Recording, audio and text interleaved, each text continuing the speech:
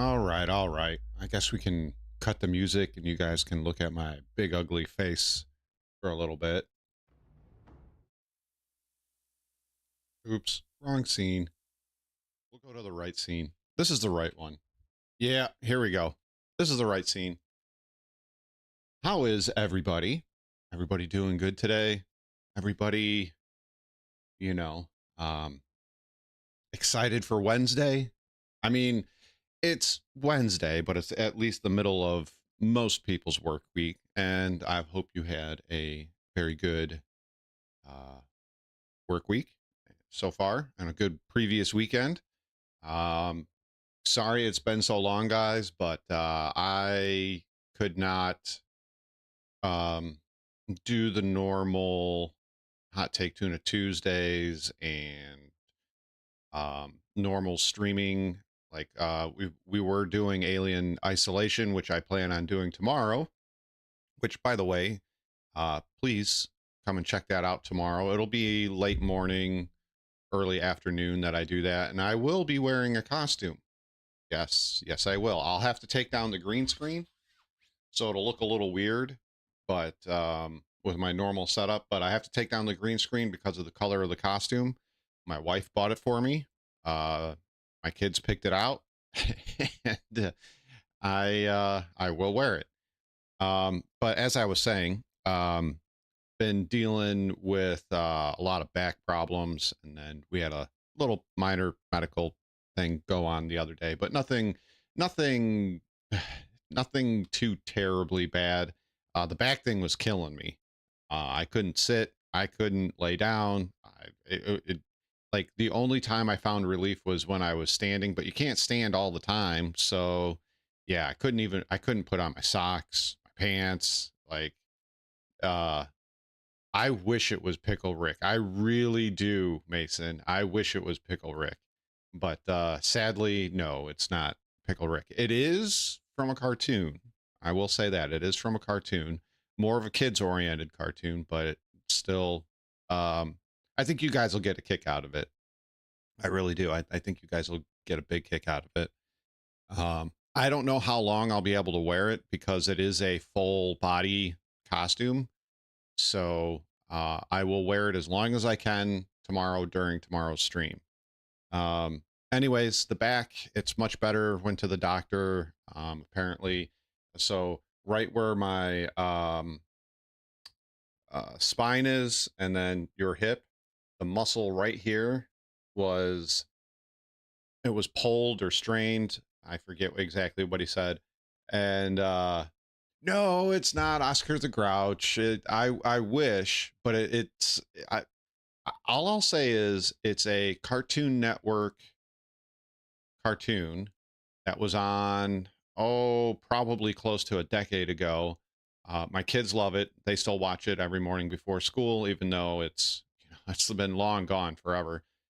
But yeah, so that muscle was tight and it went all the way up to the middle of my back and was squeezing against all the nerves that go down to my leg. And yeah, it was not fun. So muscle relaxers, painkillers, the works, and so far feeling much better. And thank you guys for sticking around and all of that. I have a ton, like, even though I was gone and you guys, I told most of you guys in Discord and on the YouTube that I wasn't going to be around for a while. You guys still filled up, and thank you so much. Filled up the reaction area of Discord, and so I got a lot of stuff to choose from. A lot of it is Star Citizen, but we're gonna, as usual, bounce around from different things and check out a bunch of different stuff that's going on. And ooh, getting some Discord messages. Woo. Ooh. Grumpy, he's busy. He's got some personal things going on, nothing like crazy, like, oh my God, type stuff. Just dealing with some stuff. He sent me something. Oh, Jesus Christ. Scared the absolute hell out of me, guys. Thank you. Thank you. Appreciate that. Um, he won't be around, but he suggested a video that I should react to right away. It's by a very lovely man named Salty Mike. And one more thing before we get going. I don't ask you guys to do any of this. I put it up for you guys to enjoy.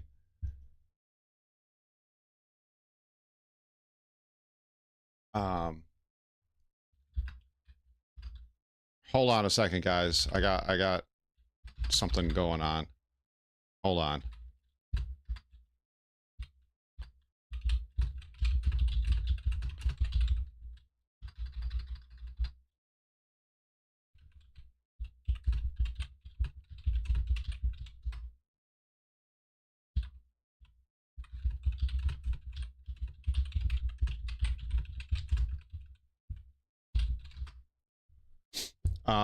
Okay, where was I? Grumpy, thanks for being here. Love you. I put this stuff up for you guys. I buy my own stuff. And if you want, I'm not saying you have to, but if you want, I have a merch store. There's coffee cups, there's mouse pads, desk pads, water bottles, shirts, hoodies, you name it. I made them as cheap as I possibly could on the website. I don't make anything off of it other than what they tell me I have to put the prices at, because I can't go lower than a certain amount without the website freaking out. So I make like 95 cents for anything that's sold on there. Not asking you guys and e-begging and all of that other stuff. But if you guys like, I just made this t-shirt. It is available on the website. Check it out. I made it as cheap as humanly possible. We're all working men and women here. I'm not e-begging. But if you guys enjoy that sort of stuff, it's available on the website, Stream Elements. You click on there and they'll take you to the links. I'll be rolling through as I talk. I have a few more shirt designs coming out. I've contacted an artist. They're going to help me out with a couple of other t-shirts. And yeah, and I'm going to buy those as well. I'm not even... When was SC great though? I have now, I've only been here, I'm very close to 3 years now. I've only been here for 3 years. In my opinion, and I know this is, you're not going to agree with me, Grumpy, but in my opinion, there were 2 points for me that Star Citizen was great. And that was like 317 3-ish or 4-ish. I might even throw in I might even throw in 317.2, because 317.2 they messed up on the money thing. So the way it worked, for those of you that don't know, if you play, the more you played during 317.1, the more money they would give you, right? Well, they screwed up and they gave people way too much money. I disagree with you, Grumpy, but they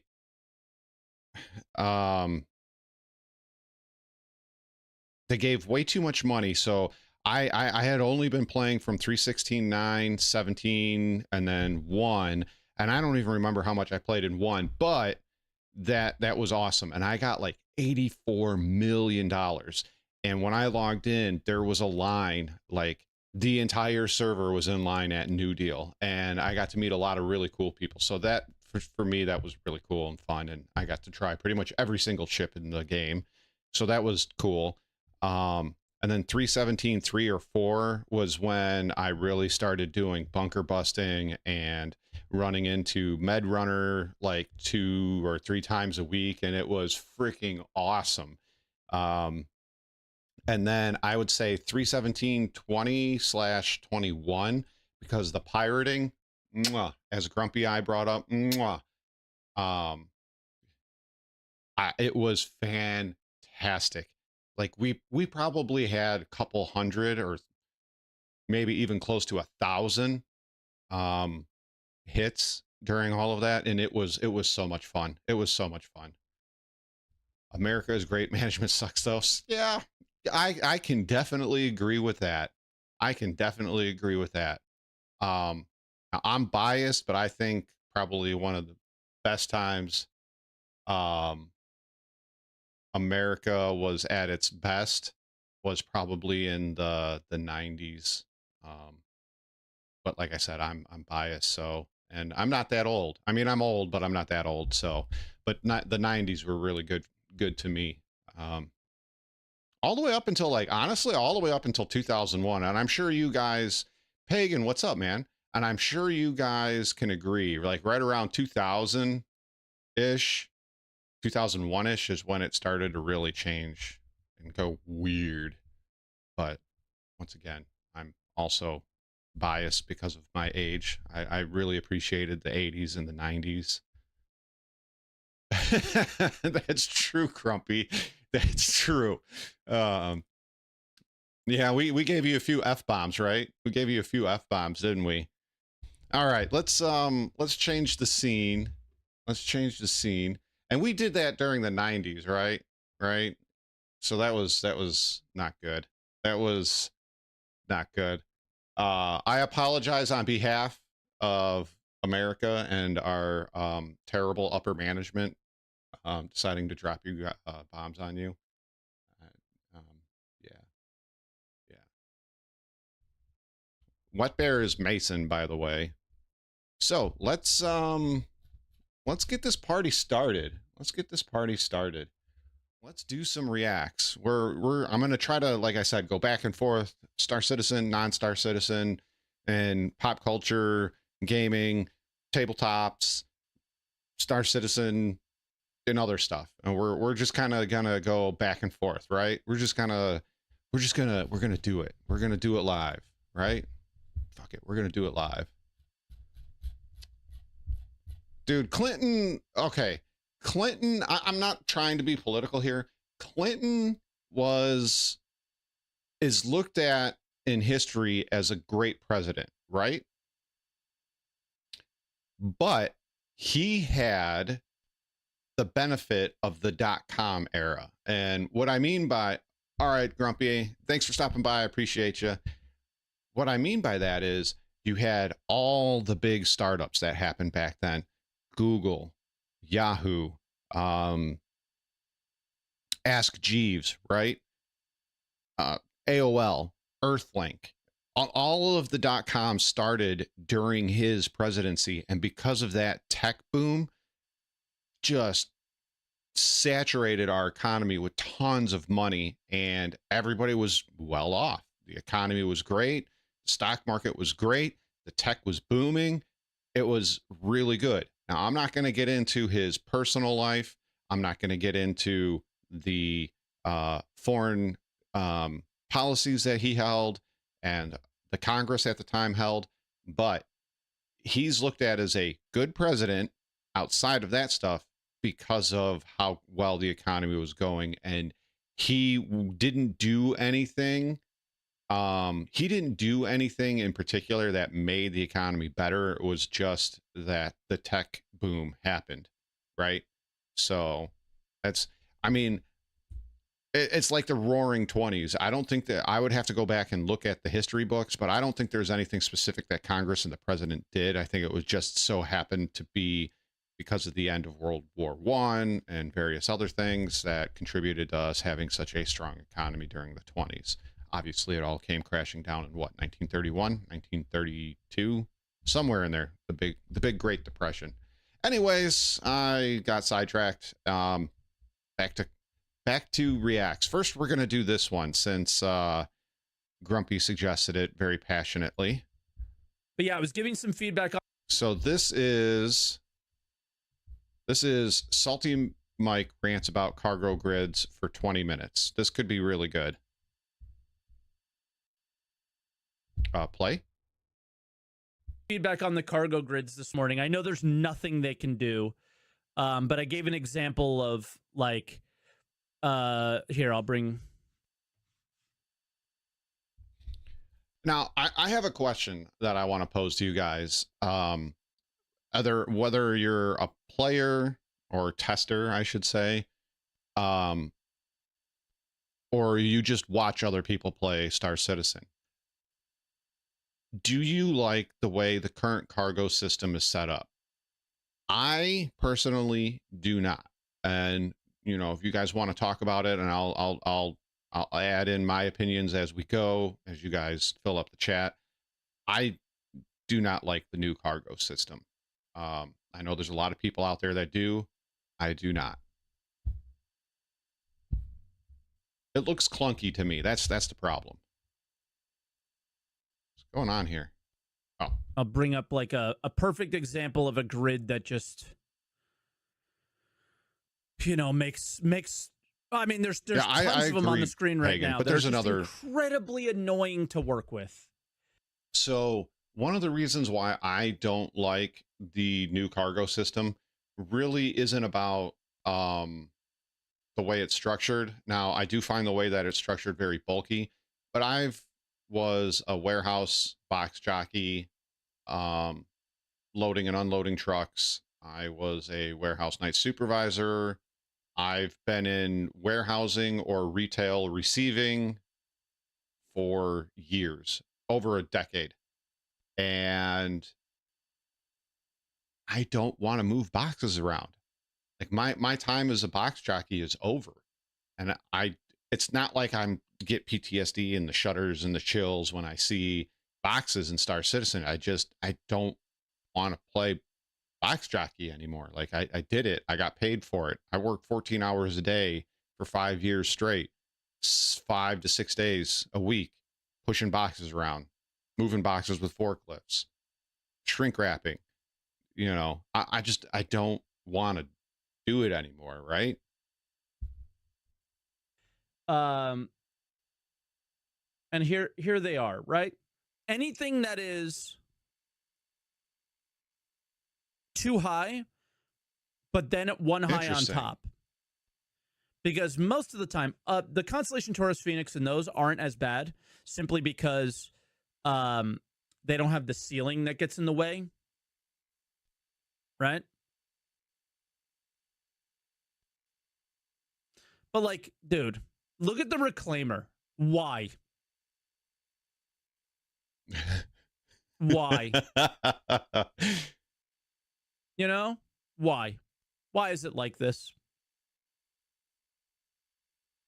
Interesting. The Nomad was the example that I gave. If they were to make the Nomad today, it would probably be 32 SCU, and it would be 2 SCU wider as far as its cargo grid. Or it would be 16 SCU, and it would be less wide. Right? Okay. Same with the Retaliator. It would be just wider. It wouldn't have this ridiculous grid.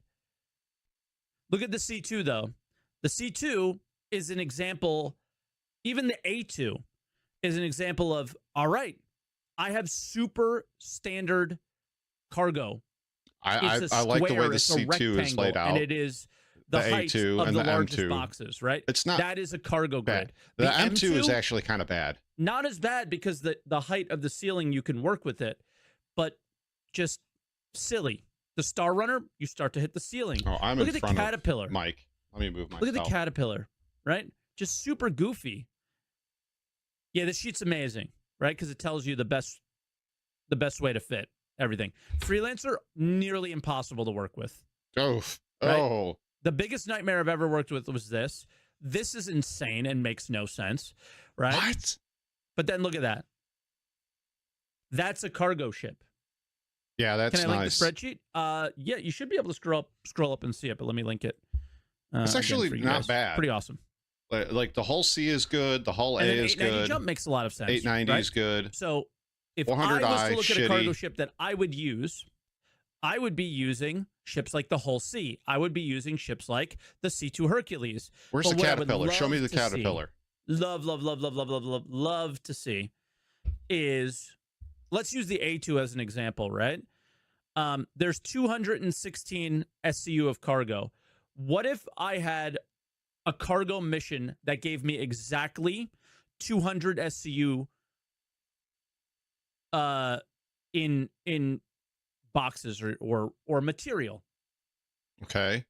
Then I would love to see a UI where maybe a UI. I don't know what it would be, but I would love to see a way where this is what my cargo grid looks like, but there's 200 SCU in it, right? Some of the boxes has less material on it. Hey, Mike, I wanted to ask how I can help your organization as a solo player from Germany. I could possibly play 2 to 3 times a week for about 4 to 5 hours. Are there any opportunities for that? As in, like, you don't want to play with other people? This took a left turn. Oh man. But I see his point. There's a lot of, so with or without. I mean, you don't want to join the org. I don't really get the question. So while he's thinking and talking Just to join chat, the org. this is what happens all the time now. This is what happens when you design ships before you design the gameplay. So now they have to work backwards and either revamp these ships, or you're left with sitting on the struggle bus trying to make this work for a gameplay loop that they want you to play and are forcing you to play if you want to do cargo, if you want to do pirating. Mining, I know Pagan brought up the mining stuff with no boxes, but this makes it very difficult as a player to do the gameplays that they want you to play. And it's very frustrating to look at this and go, oh, they obviously made very poor design choices by making the ships first, then designing the gameplay. So now you have a whole bunch of ships that are touted as starter or mid-tier or medium cargo ships that don't work the way they should work because you're struggling to make it work, basically, right? That's another good example, right?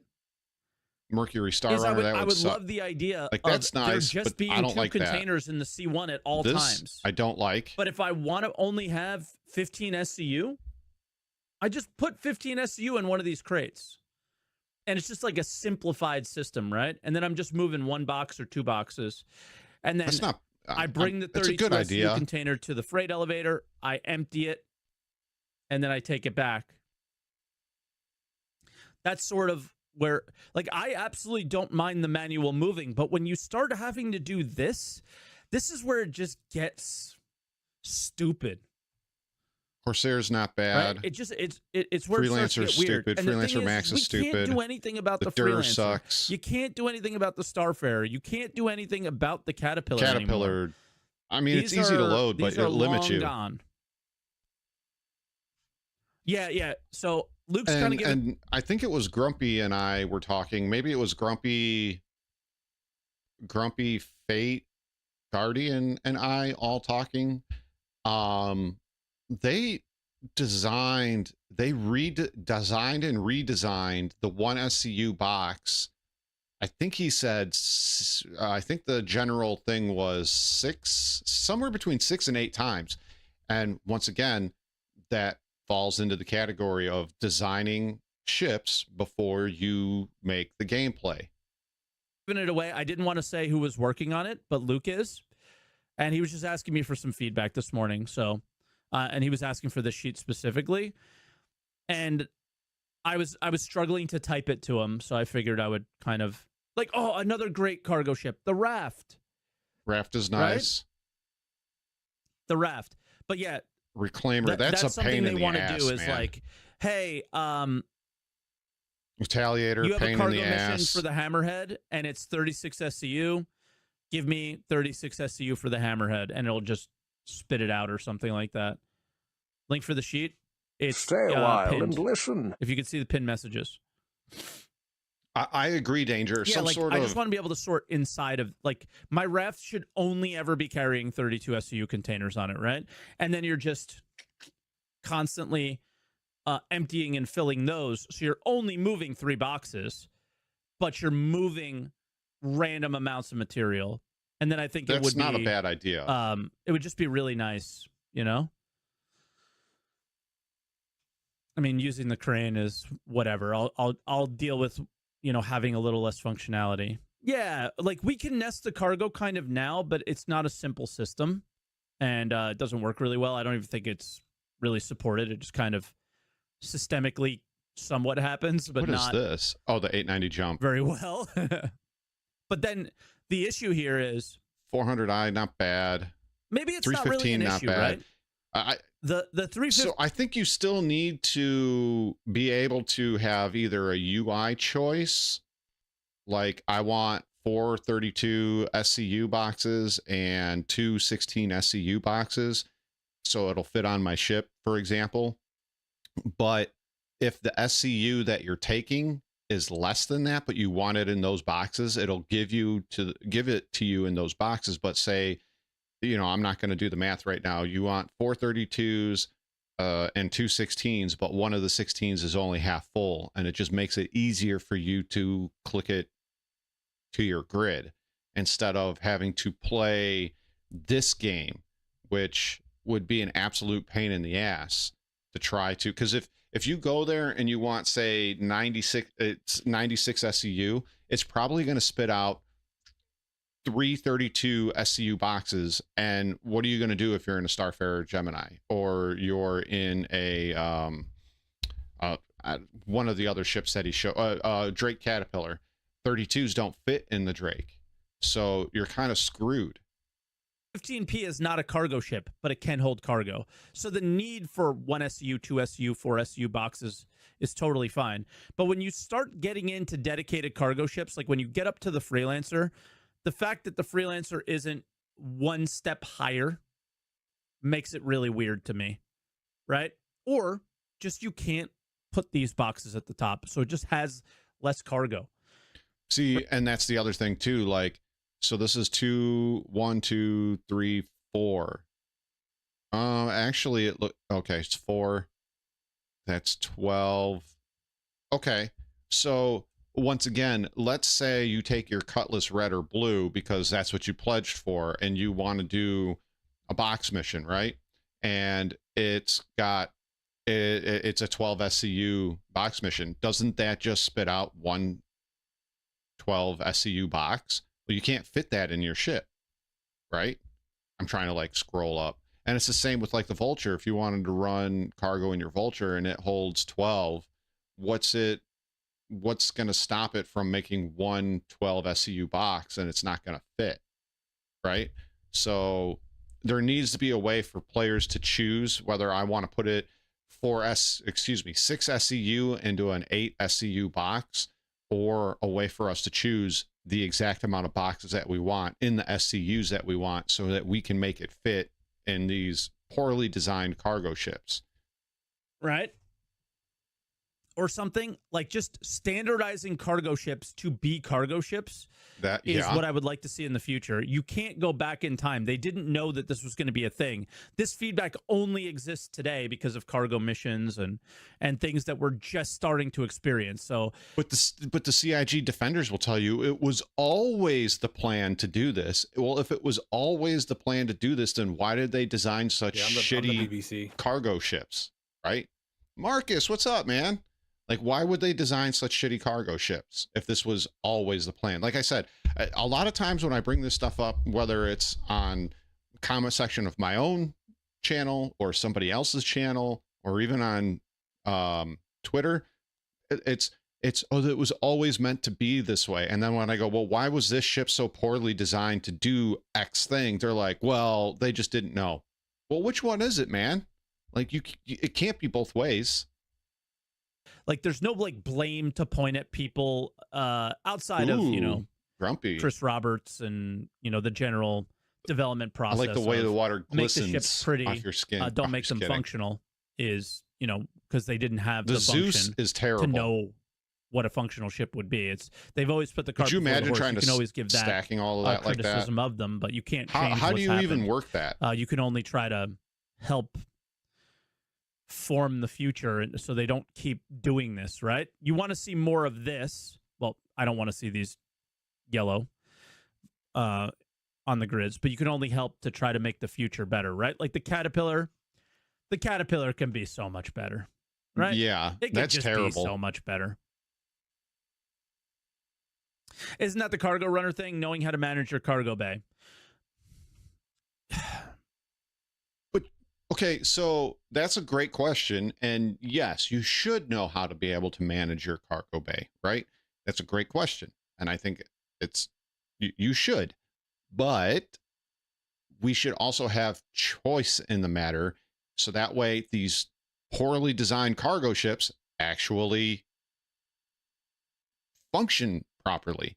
Because as I said before, I think I've now the third time, this is what happens when you design ships before you design the gameplay. Let's see what he's going to bring up.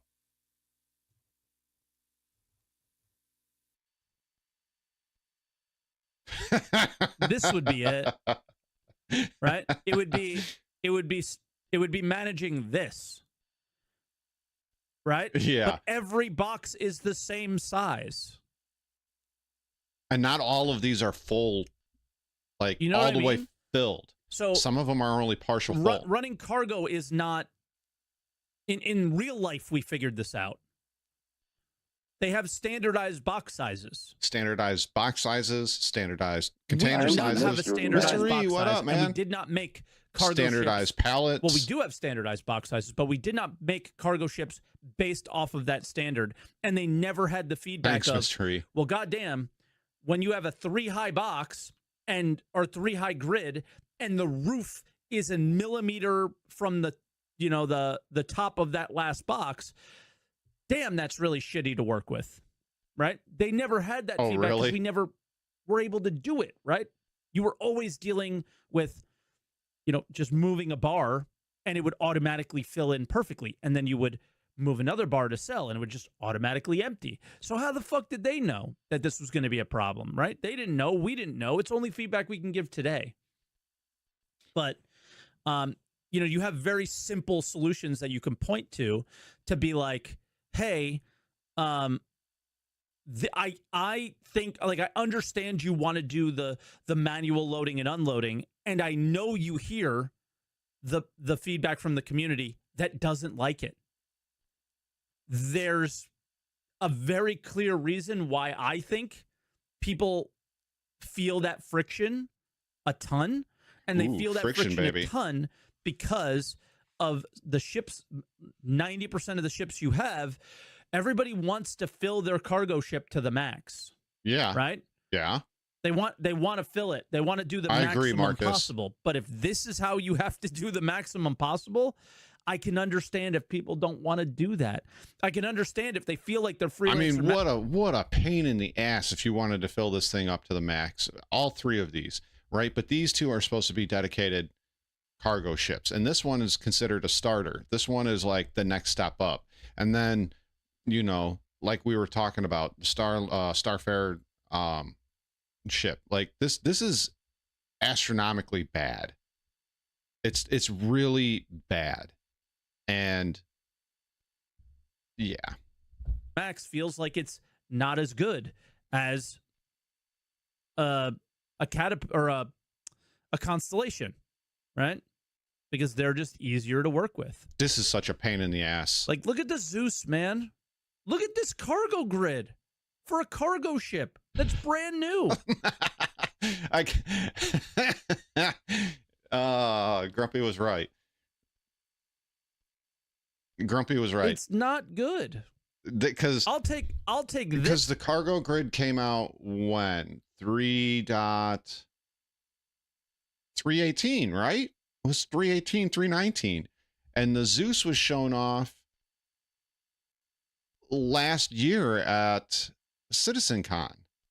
So why is this so? He's right. I had to think about that. Why is this so shit? This over this. This is a better cargo ship. What is this? I have to log into the issue council. I'm not logged in on this computer. I'm logged in on the other computer. Cries and Carrick. So the Carrick is also very shittily designed. Blitzcard, you forgot it's going to get a cargo module. Load. I think we all want auto load as well. Really? You think that's going to save it? With the, you know, a decent fee for it. I don't think it's going to save it at all. Money. But right, Marcus. You want auto load. You're absolutely right. More because of this. If you only had to load 4 boxes onto a Zeus, oh my god, right? What a shit show! So what's 4 times 32? It's literally 128, right? It's literally 128. If you only had to load 4 boxes, would you care as much? No. Now, instead of loading 4 boxes, I have to load. I can't even count that high. How many times I have to move things? Here's the video link in the IC report. Okay.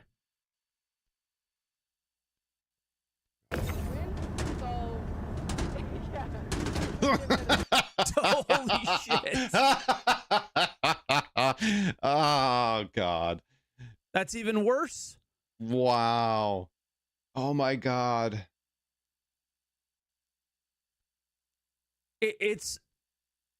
This is unacceptable. This is actually embarrassing. Literally packed to the brim. This is on the grid. Let me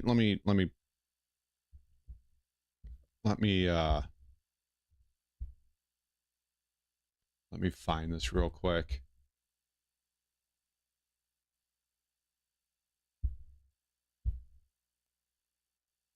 Hold on a second. Let me find this real quick. I'm gonna find it and then drag it on over. 1 second, guys. I'm sorry. Newest. Hey, get that squirrel off Hold my on dick. a second. Let He me knows find he's not this. allowed What's to up, come on squirrel? my dick. Let me find it. Okay, here we go. Here we go.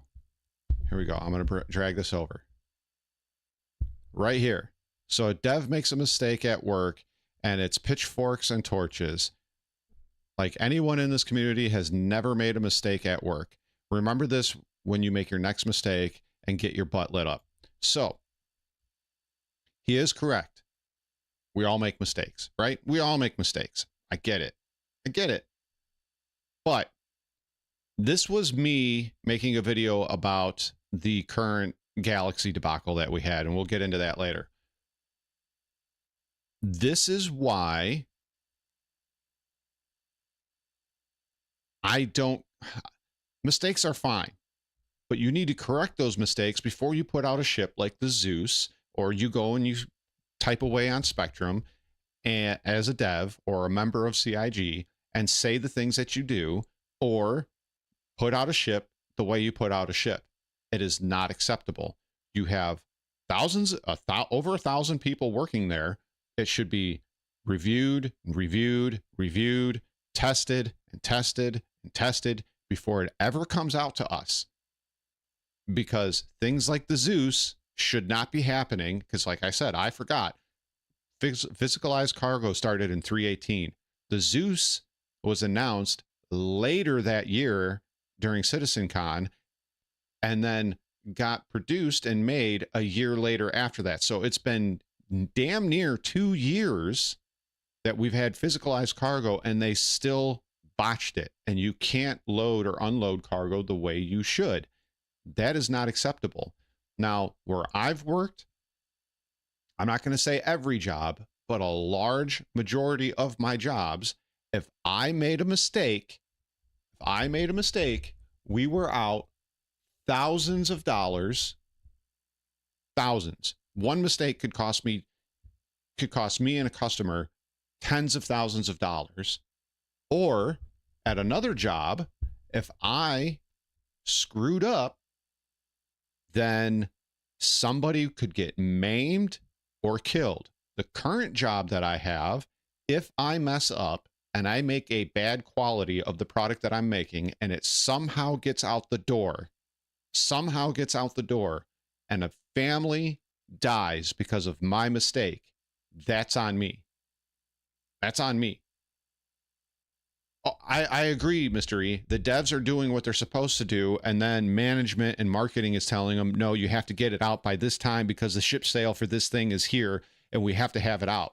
So patch be damned, ship be damned, gameplay loop be damned, event be damned. We don't give a shit. Get it out so we can attach to that thing whatever ship sale we got going on. And it's, if you guys haven't seen this happening time and time again, I don't know what to tell you, because I'm not making it up. It's true. Whatever ship sale that we have, no, but it does involve rubber. It happens time and time again, and it seems like nobody wants to wake up to this fact that it doesn't matter what state the patch is in. It doesn't matter what state the ship is in. It doesn't matter what state the event is in. This is an issue. Grid. Oh, but it is a design flaw. But they had, I believe, damn near 2 years correct? to fix it. That's awful. They're connected to the grid. That's awful.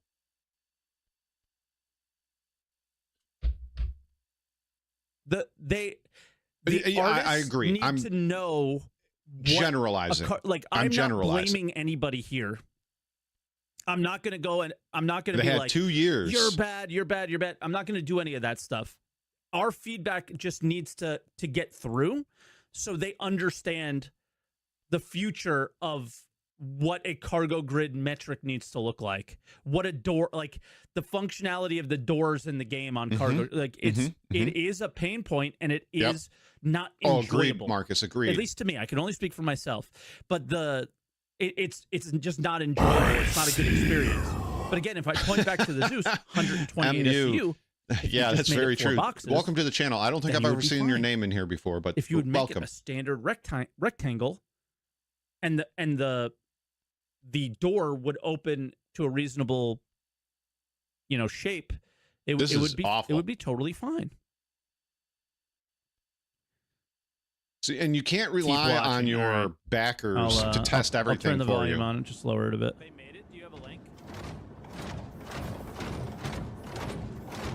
Oh, you're like literally listening to me, so I'll just mute it because it's weird. Double speak. It is weird.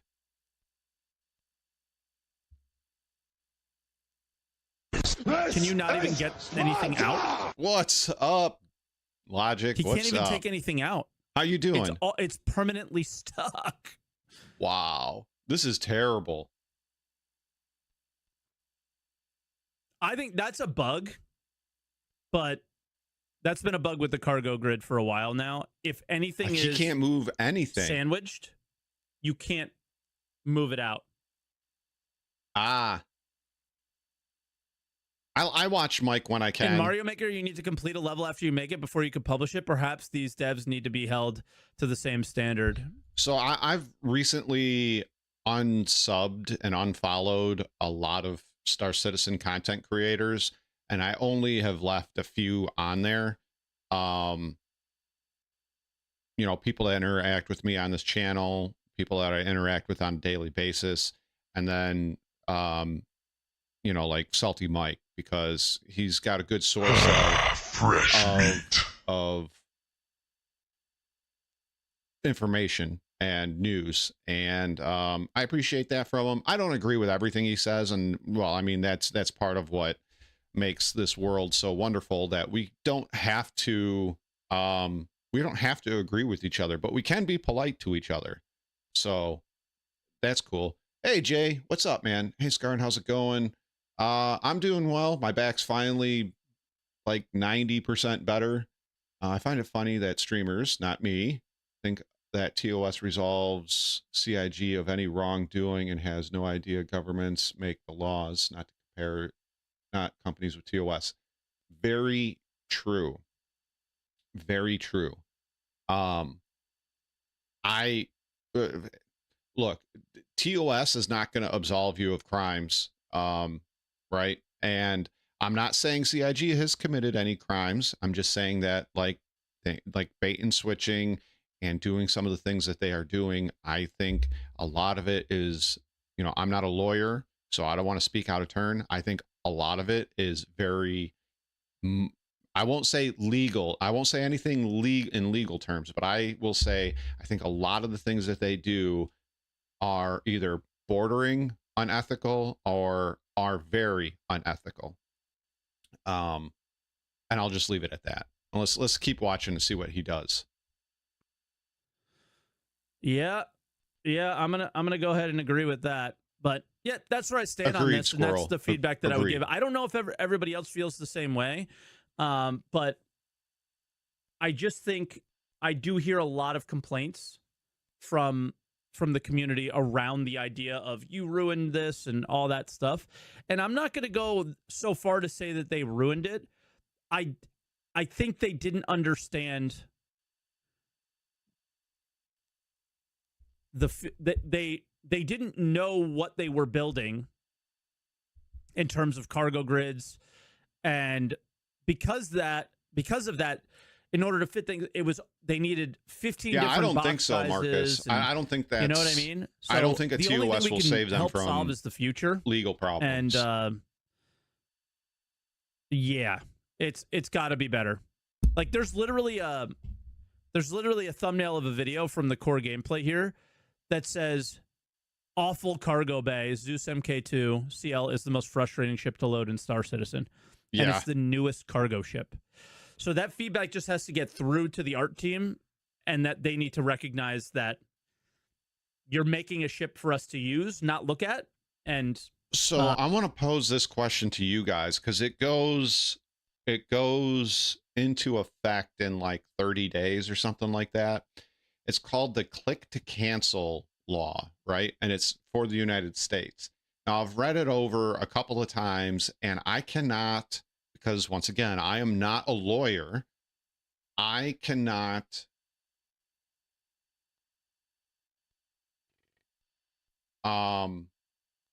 I can't figure out if that click to cancel would affect Star Citizen in any way, like with pledged ships and all of that, right? Because it talks a lot about misrepresentation. It talks a lot about disingenuous product, faulty product, broken product.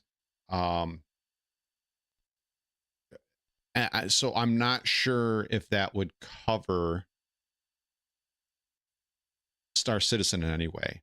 Now, what I am going to do, and I am going to wait, is to see if somebody here in the United States uses the click to cancel law against Star Citizen and see what happens.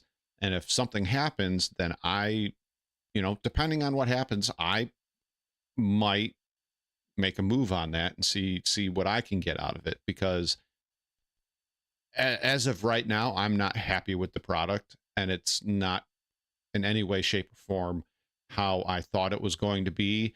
Whether they had talked about it with their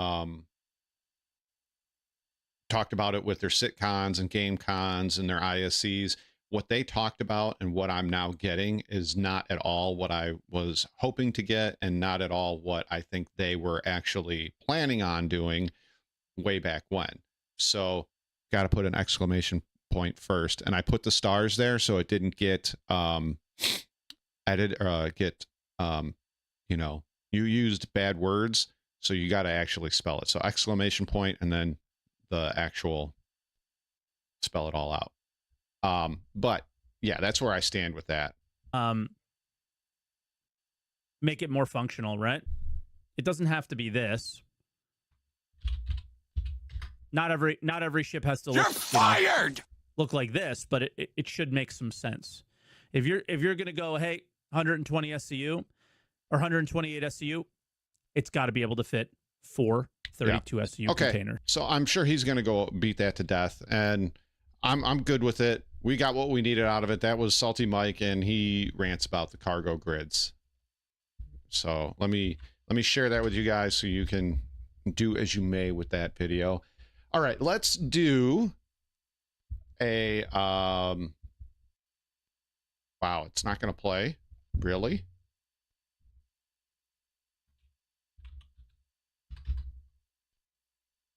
Maybe it does have to have the star. I'll try it with the star. Stop being such a pussy. I guess the star is needed. My bad. So yeah, that was, I think you're right, Marcus. I was kind of maybe hoping it would do something else. All right, let's do a non-Star Citizen video. This is the newest game that has kind of taken over the internet, and a lot of people I know are playing it, or in some cases have already stopped playing it. And I think the game looks beautiful. I like the way it plays, but there are some downsides to it, and hopefully he talks about it. But this is Redbeard Flynn, and the video is called "We Need to Talk About NCSoft and What It Means for MMORPGs." So I'll let him lots of take it away. issues with Whoa. All right, let's back that up. This shit sucks. Do you see, NCSoft and perhaps a lot of gaming in general, MMORPGs in general, they're kind of in trouble. And I want to talk about why. But bear in mind, as we get into this, I hope he talks about I am just an some MMORPG YouTuber that doesn't know shit, in all honesty. So take my opinions with a grain of salt. I really hope but if it some talks. of the reporting on this we're getting is any... I got driven away from this game after putting in many hours, 2 characters up to level 50, and a third one well on its way to level 50, and I kind of got driven away from this game. And if he does not cover it, I will tell you why. And I was driven away from it. A signal, they probably won't be learning any important lessons from this at all. Because the problem is a lot more than just bad monetization or decisions to abandon an IP, because I like the tuna here. Bullshit, asshole. No one likes the tuna here. It was a good idea with Fermented Liberty. No one's played that one in a long time. Reason for that. You see, NCSoft is going to be restructuring. Yep. Things are bad, and So they're actually splitting into 2 different companies, if I'm not mistaken. I read an article a day or 2 ago, very late at night, and I may be misremembering, but I do believe they're splitting into 2 separate companies now. Lots and lots of issues. And that sucks because I was very much hoping to get a City of Heroes type experience with Throne and Liberty, and it was very far from that. And in some ways that was good, but in some ways it was bad. Issues with revenue over the last couple of years, which we'll get a bit more into, but essentially the company is kind of spiraling. And journalists in Korea covering NCSoft's woes are actually putting some of the blame on NCSoft not being aggressive enough with monetization for Throne and Liberty. Really? But even that was just a footnote about stopping the... Because I feel that Throne and Liberty's monetization is far more aggressive than it should be. I think they need to dial it back and they would actually make more money. But once again, I'll leave my opinion to see if he covers it. Leading elsewhere in the company. If you remember, NCSoft actually didn't report what's up, sales man? for Throne and Liberty in Korea, leading many to suspect it had underperformed.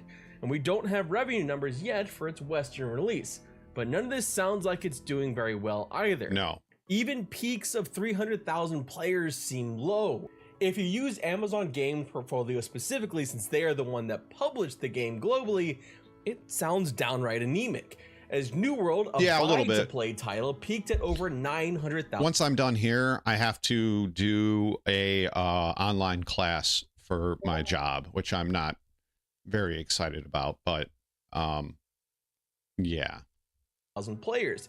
And Lost Ark, another AGS published game that was also free to play, Lost Ark hit 1.4 million players at peak. For Throne and Liberty, that means it's over 1 million less than the last free to play published title from AGS just over 2 years ago. But the problem isn't the... And then you have, like, I bought into it because I was really expecting a lot out of the game.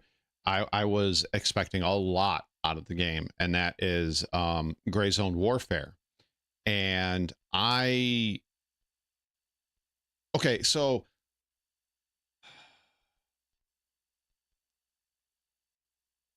the game looked great. The gunplay was pretty good. The optics were great.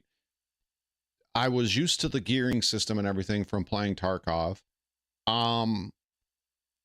Where it fell apart for me was the optimization, the lack of loot, the lack of guns, the lack of variation in the guns, how strong the AI was, whether they were hip firing, aiming down sights, and how well they could find you in thick brush and in buildings. Like, it was ridiculous. Like, I could headshot a guy from 700 meters away. There's nobody around me, and hit them in the head. And the guys that are 600 meters away, right, with a silencer, they should not hear that shot from that far away. They would just see the guy drop. But suddenly they knew exactly where I was. They could headshot me from 600 meters away with their unscoped AK from the hip. And it was ridiculous. And I didn't appreciate it. And it's funny is over 1 million people bought that game, like 1.1 million people bought that game, and they're sitting at less than 900 people playing an hour every day now. Hopefully it gets better, but I think that game is dead and it's not coming back. MMO. The problem, from my uninformed, not a journalist, just a guy with a camera who plays a lot of MMOs, opinion, is much worse than monetization. You see, throughout all of these articles, not just the ones more recently, but over the last year or so with NCSoft, there's this underlying sentiment, this underlying reception of what is going on here. This talk of investors, angry investors, talk of quarterly profits and not meeting the responsibilities they have, responsibilities to said investors. And of course, financial performance is going to be important for any gaming company. But the thing is, all of this seems to come back to one thing: investors. Yep. That fiduciary responsibility. Fiduciary. What a word. You see, it seems increasingly investors are the ones who seem to be when JT watches this back, making. He's going to be very upset I'm watching a ginger. Soft, but in gaming in general. Love you, Mr. E. And perhaps it's always been that way, and I'm just more tuned into it now than I was when I was a kid, just going and playing games and enjoying myself. But at the same time, I feel like I need to tap the sign. Dunk, dunk, dunk. Yeah. Ooh. Ooh.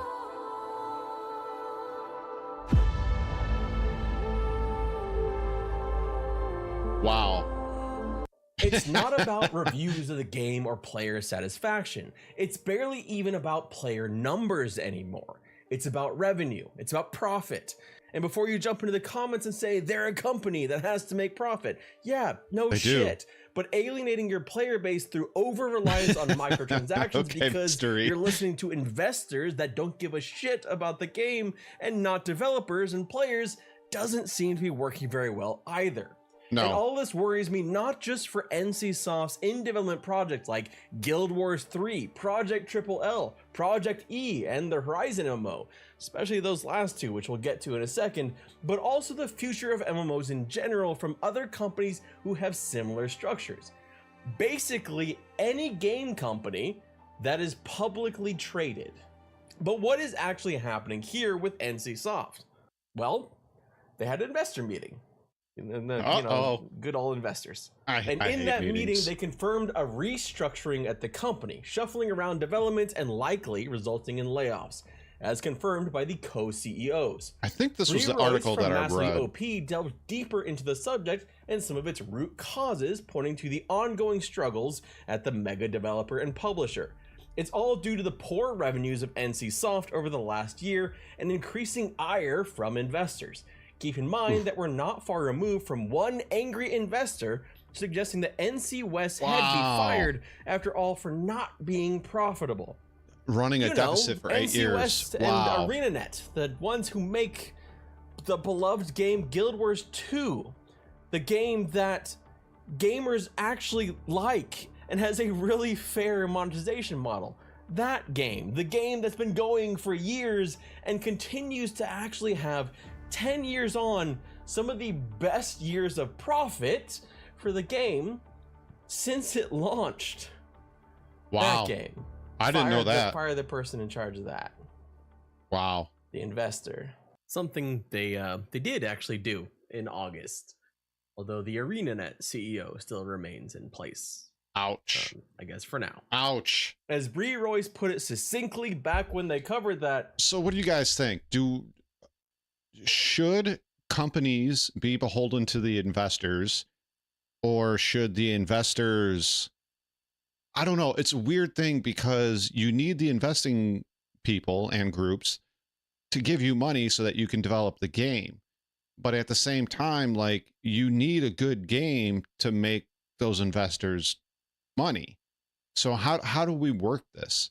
How does this get worked? And I swear to God, if you guys in chat say Kickstarter, I'm going to lose my mind. I'm just kidding. But seriously, how do we, where's the middle ground here between investment groups and the companies and the product that they deliver? We got to find a middle ground here, because and hopefully he gets to it by the end of the video. I'll tell you exactly why I stopped playing Throne and Liberty, because of the monetization. And I'm not going to explain it further until hopefully he covers it. Otherwise, I'll say it at the end. But there's got to be a middle ground between investment groups, the company, and the product that they deliver, and then obviously the consumers that buy said product. Because it can't, obviously they have to make money, but there's got to be a middle ground. I think that might be a thing. I think a lot of investors and investment groups look at games like, I'm just going to throw one out there, Grand Theft Auto 5, and go, oh, we're the next big step away from this kind of a game. And also very true, Marcus, very, very, very true. The pandemic was an anomaly for video games because people were locked inside. Video game sales went up, and across the board, consoles, games, mobile gaming. Lots of Kickstarters happened during then for small indie companies. Like, all of that, it went up, it went up, went up, went up, because people were locked in the house with nothing to do. And I get that. Do like all companies did back in the day, start with small games, make money, invest in bigger game. So Thor from Pirate Software, that's what he suggests people and companies do. Start with small games, make the money, and then use that money to invest in a bigger game. Limited venture capital as buyout versus shares. I don't know. I'm an engineer. See, I don't know. I'm just a blue collar worker myself that just has, like this guy has said, I'm a blue collar worker that has been playing video games since 1986. So I mean, I don't know about investments. I don't know about shareholders. I don't know about all of that stuff. I do understand profit, and I do understand, market gaps and things like that. But I'm not like huge into how investment really works. When you, the investor, or me, the investor, put money in, I really don't know how that works. Rich men are very angry. Cosmic! But all of these issues with money aren't actually that related to the MMOs. Instead, a lot of this is tied to the Lineage franchise's long decline, notably in the mobile market. Mobile making up 2/3 of NCSoft's income. So basically, I can't stand mobile games. Is shitting the bed for NCSoft, and they're in absolute panic mode because of it, and investors are lashing out at everything. Even beloved games like Guild Wars 2. Now, on the other hand, the MMO Throne and Liberty struggled mightily when it launched in Korea, not meeting their expectations and resulting in even more angry investors. And this report from Yonhap on the supposed weak monetization and revenue sharing with AGS for its global launch probably won't make them happy either. What this means for Throne and Liberty is anyone's guess. I'll go through. But we do know that as part of the I'll go through and see if somehow my channel blocked you for one reason or another, I'll go through it and see. But the last time I looked, there's none of your accounts are blocked. So, but I will double check again.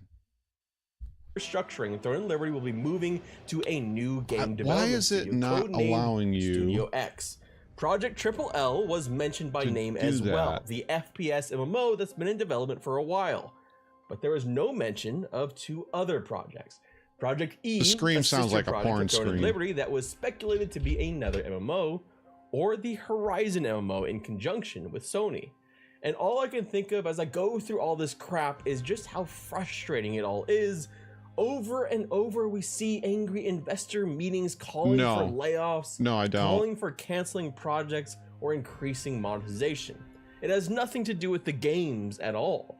It's quite simply, is this? Make us money. Investors don't actually give a shit if you like Throne and Liberty. That doesn't do anything off my dick. For their portfolio. He knows he's not allowed to come on my dick. What they want is a return on their investment. You liking the game may get them more money. You being addicted to the game probably gets them even more. You feeling like you need to spend money gets them even more return on investment. So you have a hierarchy of what the importance is. All right. Now, hear me out here.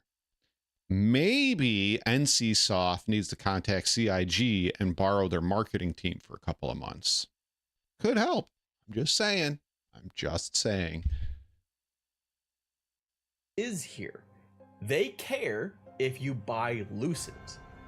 They care if they get a return on that investment. And the thing is, this can all be done even if it's counter to the long-term health of a game.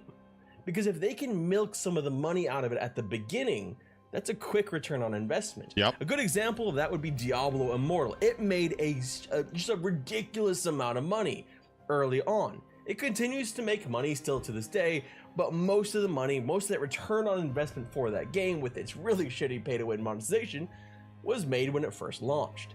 That would be viewed as a win to the investor. I agree, and a loss to most of us. But why does this also worry me about not just this MMO, not just NCSoft MMOs, but future MMOs? Well, because it's not like they're just this one crazy evil company. Lots of people do this. Lots of publicly traded companies they do. This. Embracer. And even private ones that formed on a Kickstarter do this.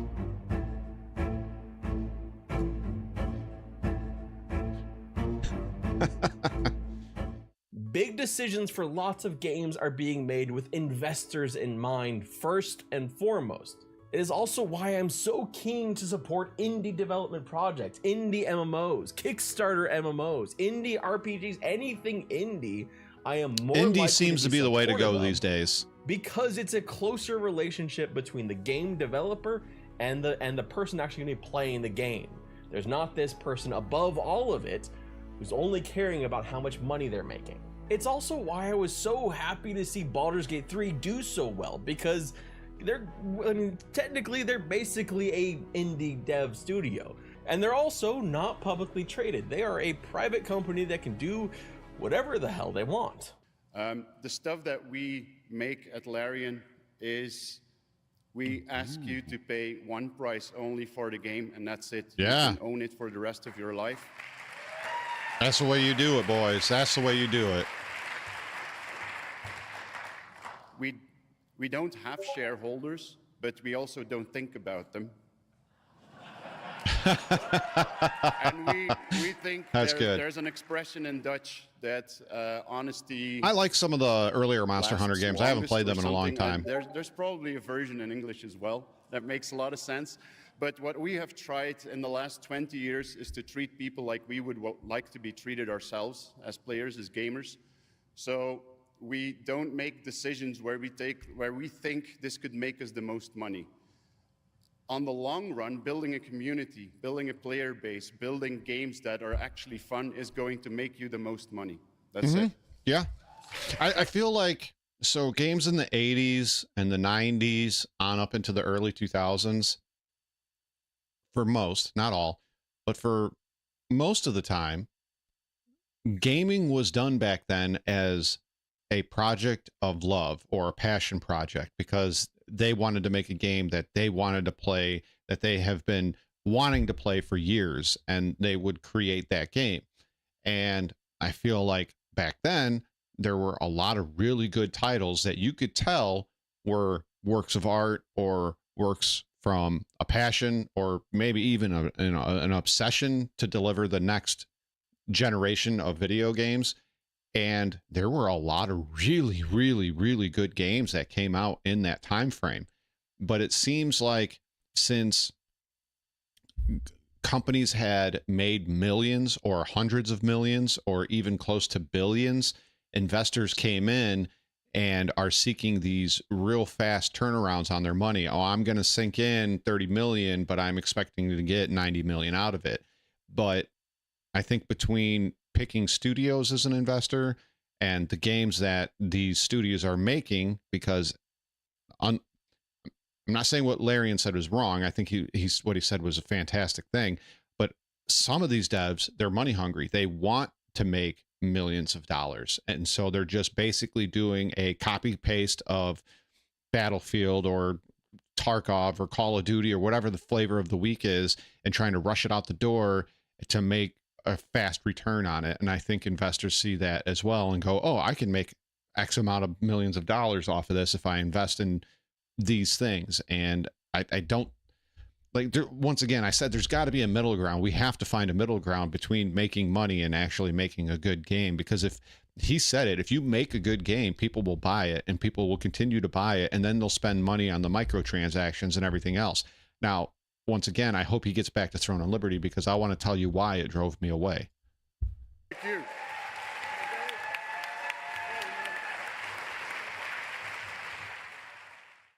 The endless cycle of desperate need to meet quarterly benchmarks to increase investor profit, even in the short term, cutting corners, canceling projects, laying off talented developers to save money to increase those portfolio values, is one of the key things I think that is killing off player trust.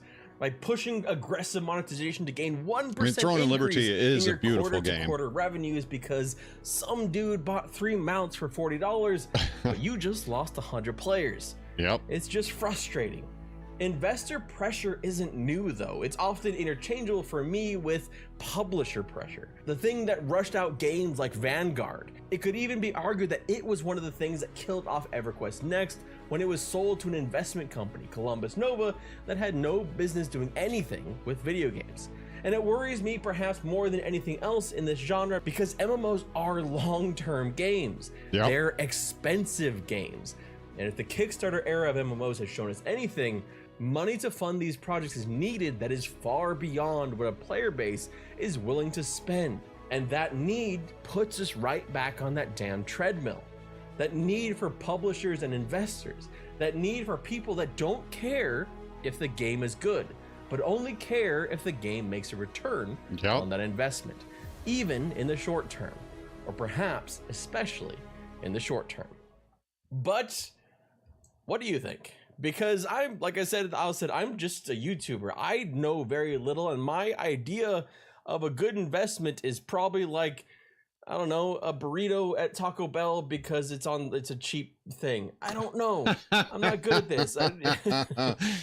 But I want to know what you think. Do you think this is as big a problem as I am making it out to be, or is it not? Is it no? It's a big problem.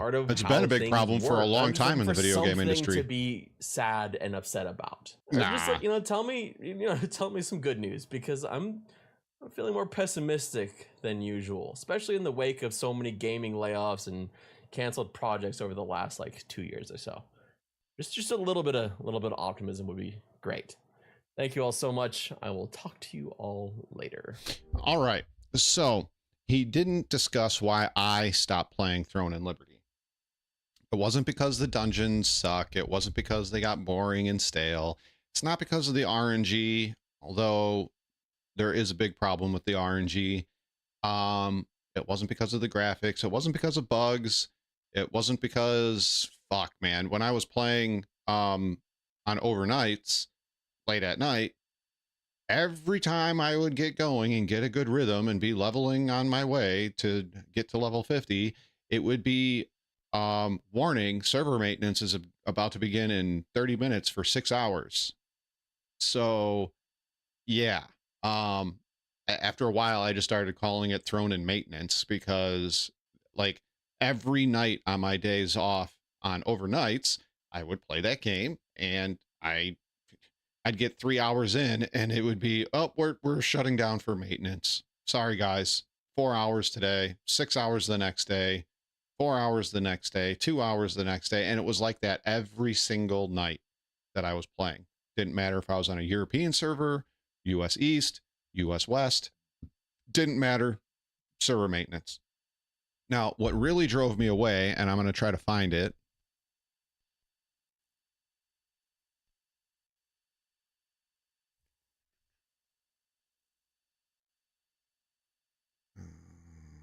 Okay, right here. So if you want to level up your skills, your armor, your accessories, your weapons, whatever, right? They have these books and these medallions right here that you can see. Green is the lowest quality, blue is the next, and purple is the best, right? And as you level it up with greens, you eventually move to blues, and then you move to the purples, right? Now, the problem that I have with this is that you have up to 12 skills on your skill bar that you're going to have to level, right? And it takes at level 1, right? 1 of these books, 2 of these books, 3 of these books, 4 of these books, 5 of these books, right? And it's not just 1 book and you level 1 time, or 5 books and you level 1 time. No, it could take you 5 books 3 or 4 times to move it up to the next level, right? And there's RNG in that as well, but I'll leave that alone. So now you have, like I said, you have 12 skills on your hotbar that you could possibly be doing this to, plus another 8 skills in your passive that you're going to have to do this with, right? So 1 book, as you level, 1 book, 2 book, 3 book, 4 book, 5 book, then you go on to the next level and you start over again. 1 blue book, 2 blue book, all the way up to 5 blue books. And then you start into the purple, one purple book, 2, all the way up to 5 again, right? So here's a major issue that I have. Once you get to a certain point, these stop dropping very quickly. You're not going to be finding purple books slaying a dungeon boss. You're not going to be finding these purple books slaying mobs, right? You'll find 1 or 2. You know, you might play 4 hours. You might find 6 or 7 of them, right? And most people that play, well, that are my age and play, they have other responsibilities, family, work, all the kids' extracurricular stuff that you got to drive them around to do, doctor's appointments, you know, the DMV, take out the trash, that sort of shit, right? We all have things that we got to do. So playing 4 or 5 hours 2 or 3 times a week is about all you have investment wise for a game like this. They have an in-game currency called Lucent, and you can go into the store and you can buy, Biz, what's up, man? You can buy the purple books, the blue books, the green books, but they limit you to 10. You can only buy 10, right? If you want to buy more, it's time to break out the wallet and start swiping. If you that's true. If you want to continue to play the game, and oh, here's the other thing. Every day that you log on, right? Every day, even if you're not logged on, you gain Abyss tokens, right? You have to have Abyss tokens to have monsters or dungeon bosses give you the ability to have RNG based items drop, right? So if I have 2,900 abysmal tokens and I kill, let's say 290 monsters, 10 of, I believe it's 10 of those abysmal tokens are used on that random trash mob monster to drop you something RNG, right? So you can see how 2,900, oh, that sounds like a lot. You kill 200 monsters and it's all gone. Oh, now I want to do dungeons. Okay, well, now you're going to do dungeons with your friends. Well, guess what? You beat the dungeon, you don't get any shot at RNG. You come out with nothing. You did the entire dungeon, you killed the dungeon boss, which takes a while. It can take a half an hour, 2 hours, depending on how good or how bad the group that you're running with is, and you get nothing. Do you want more of those? Run contracts. Oh, contracts. I pick those up from that other vendor and I get contracts and I can run those, right? Cool. You get 10 a day. And it equates to, I forget how many abysmal tokens, right? No, this is a PC game. This is a PC game, Mason. You want to run those contracts? Cool. You get 10 a day. Oh, you want to buy more? You want to buy more so you can get more Abyss tokens? Whip out your credit card. How I first noticed, like Grumpy kept telling me and some other people kept telling me, I think it was Fateless, kept telling me, oh, you can only run 10 contracts a day. And I'm like, that's not true. Like, that's not true. I've ran more than that. Well, I'm leveling, right? Playing through the quest line and leveling. Here's the other thing that they get you on. Okay, you want to play the storyline? Okay, cool. You hit level 32, you finish that particular chapter, let's say chapter 6, and you want to move on to chapter 7. Well, you need to level from level 32 to level 34 to continue the story. Okay, not a big deal. How are you going to do that? Run contracts, because you going out and slaying monsters is only going to give you very minimal XP. Like, we're talking like 770 to 250. Even if you're fighting monsters that are levels higher than you, you're only going to be getting 70 to 250, and you need 50, 60, 70, 100,000 XP to move up to the next level. Okay, run the contracts. Cool. So I run contracts. I run 4 of them. 4 or 5 of them. 5 of them, I think. And I'm like, cool. I made it from level 32 to level 34. Start playing the next start of the story, right? Finish that. I'm level 36, and it's like, okay, you want to start chapter 7? Cool. You got to go from level 36 to level 38. I'm like, great, no problem. Run over to the contracts. Get a batch of them, go out and do them. Shit, I need to level a little bit more. I'm halfway to level 38. Go to buy contracts. Can't buy any. I've reached my daily limit. So now, not only can I not level up and progress in the story, you're telling me I need to whip out my fucking credit card to swipe, to buy more contracts, to play the it doesn't have to be single player, but to play the storyline campaign in your MMO. You have locked me out for 24 hours before I can buy more contracts or whip out my credit card and buy more. That's fucked up, man. That's fucked up. And that's when I said, that's it. I'm done. I'm not playing this game anymore. That is absolutely messed up. I could have dealt with everything else, played only a couple of times, like only a couple hours a day to do my dailies. It's free. It's free to play, but it locks you out of everything. Like I'll go when people are available in Discord, I'll stream it in Discord and I'll show you how absolutely messed up and aggressively monetized this game is. You want to get the best items in the game? Well, you can try your luck with RNG Jesus and try to do it, right? And try to farm the stuff that you want. But if there's specific traits that you want to craft onto a particular weapon or armor or cloak, the only way you're going to get that, I don't like the way Baldur's Gate is set up, Rakumo. The only way you're going to get that is if you buy with your credit card I forget what it's called, Lucent. I think it's called Lucent.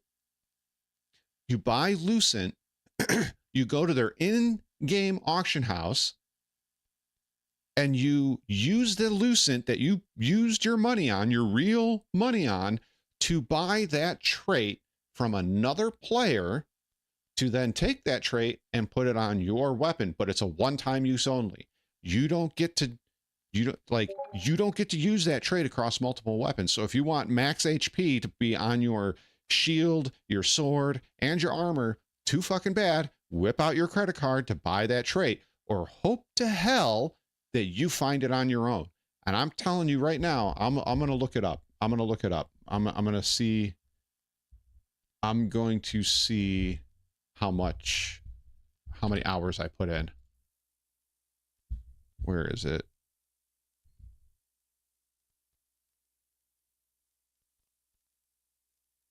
Yeah, I'm gonna finish Aliens. I just didn't because my back was just way too messed up and I couldn't sit for long periods of time. I'm gonna open this up for you guys. And while that is loading, where'd it go? Let me share this with you guys. Show this guy some love, send him some likes, send him some dislikes if you didn't like it, give him some comments, whatever you want to do. All right, let's go to...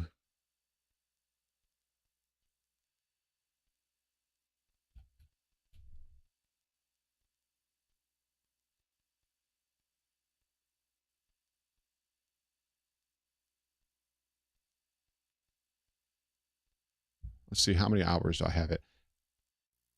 I have 133 hours in.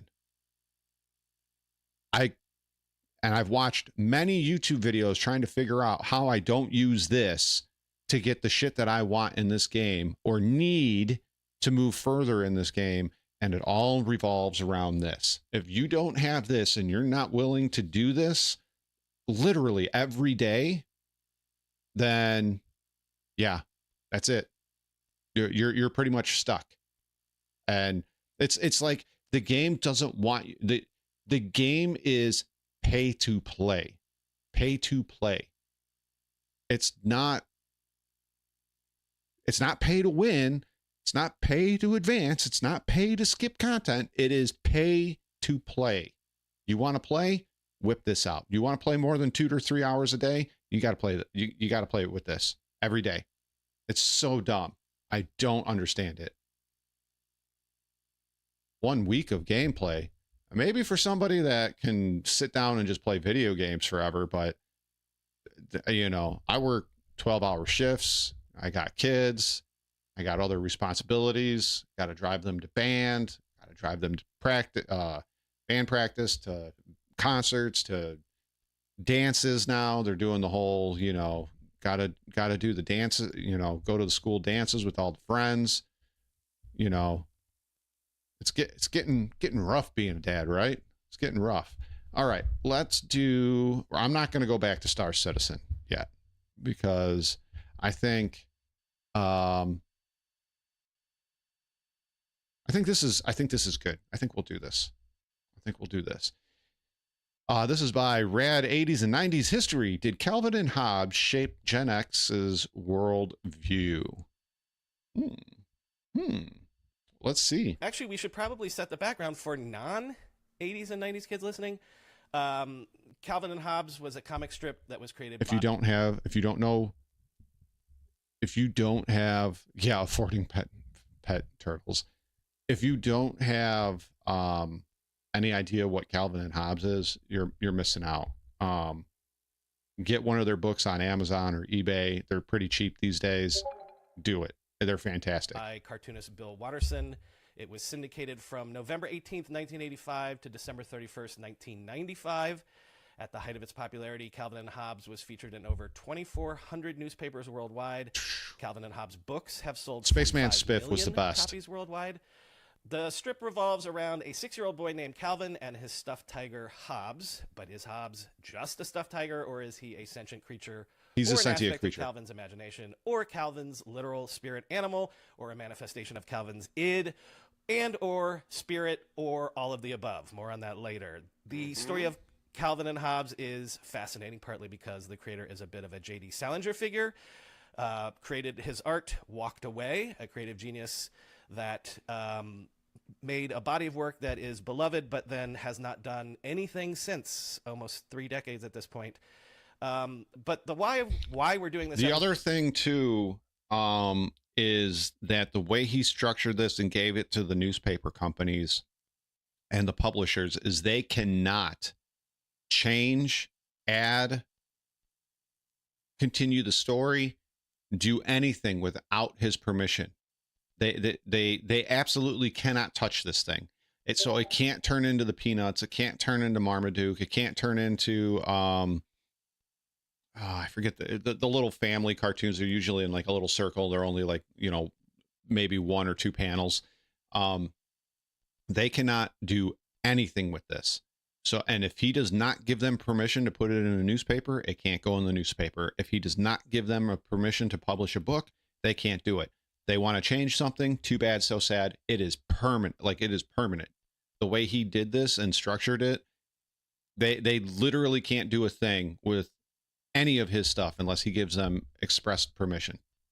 So it is also because I would argue that Calvin and Hobbes had an almost spiritual, philosophical role in shaping Family Gen Circus. Xers Thank you. And how Thank we you. live the world. Do you agree with that, Daniel? What's your, Dick Tracy is another one that they can manipulate. I mean, they can't. I completely They agree can't with about this. its influence. I think that it's pretty inarguable whenever you speak to somebody who has a relationship with it. I think if you've heard of it, you love it. It's one of those bodies of work where it's pretty much universally beloved by anybody. I don't know a single person that's like, no, I don't like it. I have this book. Love it. I have Revenge of the Babysat. The Simpsons, or other long-running institutions like Saturday Night. What was it called? Snow Days. I have Snow Days. I have 3 or 4 of these books. Yeah, Garfield's another one that can be manipulated without the author's permission. But this cannot. This absolutely cannot. They cannot modify this, change it, anything. I love Calvin and Hobbes. It's one of my favorite comic strips of all time. Live, where you can kind of chart their ups and downs. I think Calvin and Hobbes is one of the very few sort of like consensus choices of a perfect thing to be created in society. I don't know of anybody who's like, yeah, I've read all of it. B-. And it tailed off at the end. It was great at the beginning, but I feel like it was also consistent all the way through. Right, exactly. And as an elder millennial who badly wanted to be in Gen X, was just scratching at the dog door of Gen X. Yeah, this was... Speaking of being of like millennial and Gen X, I nearly lost it when I found out I was not that. I thought I was not a millennial. And it turns out I am a millennial by 4 months. I'm a millennial by 4 months. I am like the oldest. I'm part of the subgroup of millennials that's the oldest subgroup, or like that's the oldest of all the millennials. And it really bothers me that I'm being lumped in with millennials. Like, it really, really bothers me.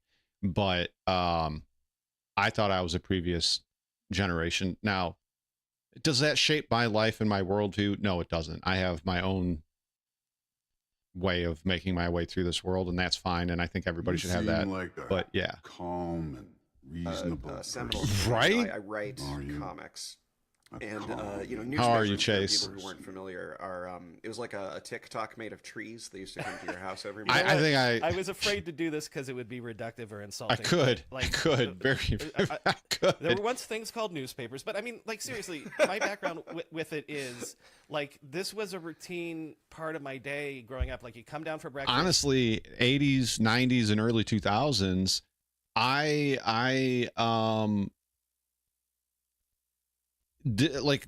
like obviously my house did not look like this, and it was not, breakfast was not like this at all. It was usually cereal, or whatever, but we always had a newspaper being delivered, reading the back of the box as a kid of, whatever cereal, mom bought that week.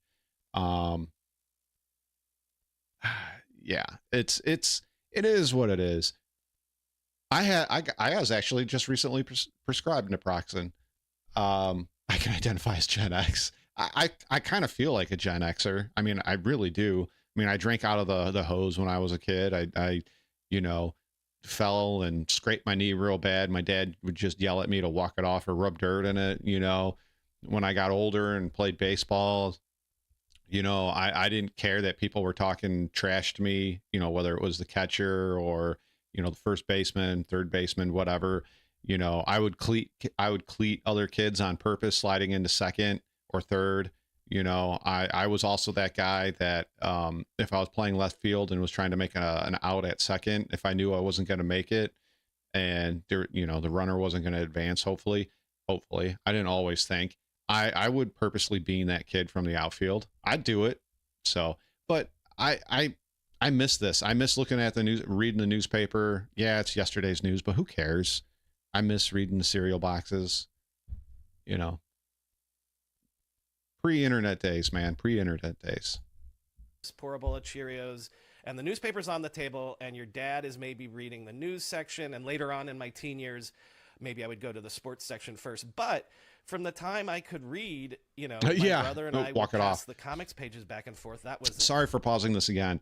So when my daughters come in the house, right, crying, as long as they're not hurt, like we can see they're not visibly like really hurt, like, oh, I fell and, you know, hit my elbow, or she stomped my foot or whatever. Like they'll come in, and my wife started it, not me. My wife did. She'll ask, are you on fire? Are you broken? Are you bleeding? Okay, then you're fine. Go back outside. Like, those are the three questions. Are you on fire? Are you broken? Are you bleeding? Okay, no to any of those? Okay, go outside. That was for us. And if you're 7 or 8 and there's this one strip that jumps out at you, I get it. Really speaks to you, Marcus. I get it. It was Calvin and Hobbes. Yeah, I thought you were a bit older than that, but job of reaching you, you're not a millennial. And I think that that's sort of one of the cornerstones of its appeal, you know, then and enduring, was that it was so unflinchingly honest about what it felt like to be a child, that it allowed kids to... Oh, the honesty was brutal in Calvin and Hobbes. And dissatisfaction and ambition in a way that I think was really rare in children's media, which, especially at the time, was largely made by adults who had forgotten what it felt like to be kids and were marketing to a version of kids that they'd created in their heads. Well, and I don't know if you got this sense too, but like... this is good. You know, I don't think math is a science. I think it's a religion. A religion? Yeah, all those equations are like miracles. You take two numbers, and when you add them, they magically become one new number. No one can say how it happens. Either you believe it or you don't. I mean, that pretty much sums it up. You know, a lot of the other comics, like Peanuts, like Family that Circus, sucks, like Chase. Beagle Bailey or the Lockhorns or something like that, we're clearly from a different generation. And you know, that's not true for everything. Like Garfield was same thing, Brian, same thing. Like I was for worse. Is it for better or worse? Yeah. Blew my mind when they told me I was a millennial. Like the Far Side. So there were things that felt of a time, but like half the comics page, you sort of got the sense that, oh, this was written by people that maybe wrote jokes for comics in the 50s. Right. Dungeon! It definitely was, the dankest dungeon. And fresh. And one of Love the me some Calvin and Hobbes. Spaceman Spiff. He was the best. Tentpole of the Gen X kind of pop culture pantheon and mentality is that sort of like, it's a fresh look at something that has so long been dominated by a previous generation. You know, it's a rejection of the premise. That's good. The same way that a lot of the music was, a lot of the movies was. You know, this is work that is created by people who have seen Dungeon. Have you started painting your mercs set yet? Acknowledging that it exists instead of sort of continuing in the same track that kind of, you know, is in a parallel universe. Like, it's a comic strip that felt like things that were happening in real life. I think Peanuts is the only thing comparable. Right. You know, Peanuts was allowed to introduce cynicism into monoculture, but it was, as you're saying, very much the product of a different generation. That was really good. I really like that. I love Calvin and Hobbes. I absolutely love them. I don't know. I've never come across a single person that has heard of Calvin and Hobbes say a bad thing about Calvin and Hobbes. I am going to like and I'm going to subscribe to these guys. I really enjoyed that, and I want to watch their history on Calvin and Hobbes, but it's an hour and a half, so we're not going to do a react on that. We are not going to do a react on that. All right, let's do some Star Citizen stuff again, and then we're going to do another non-Star Citizen video, and I'll check what time it is, because I got to do some class stuff. You know what? We'll do...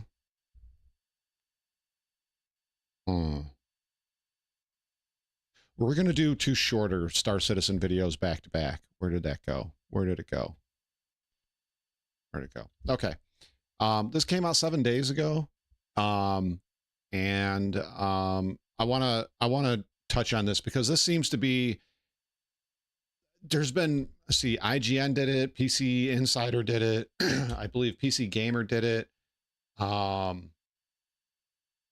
I think there was one other game journalist that covered this, but is Star Citizen in trouble? Awesome dungeon. Awesome. Yeah, I got some priming done a couple of weeks ago. I just haven't put brush to model yet. Well, I'll do it soon though, I promise.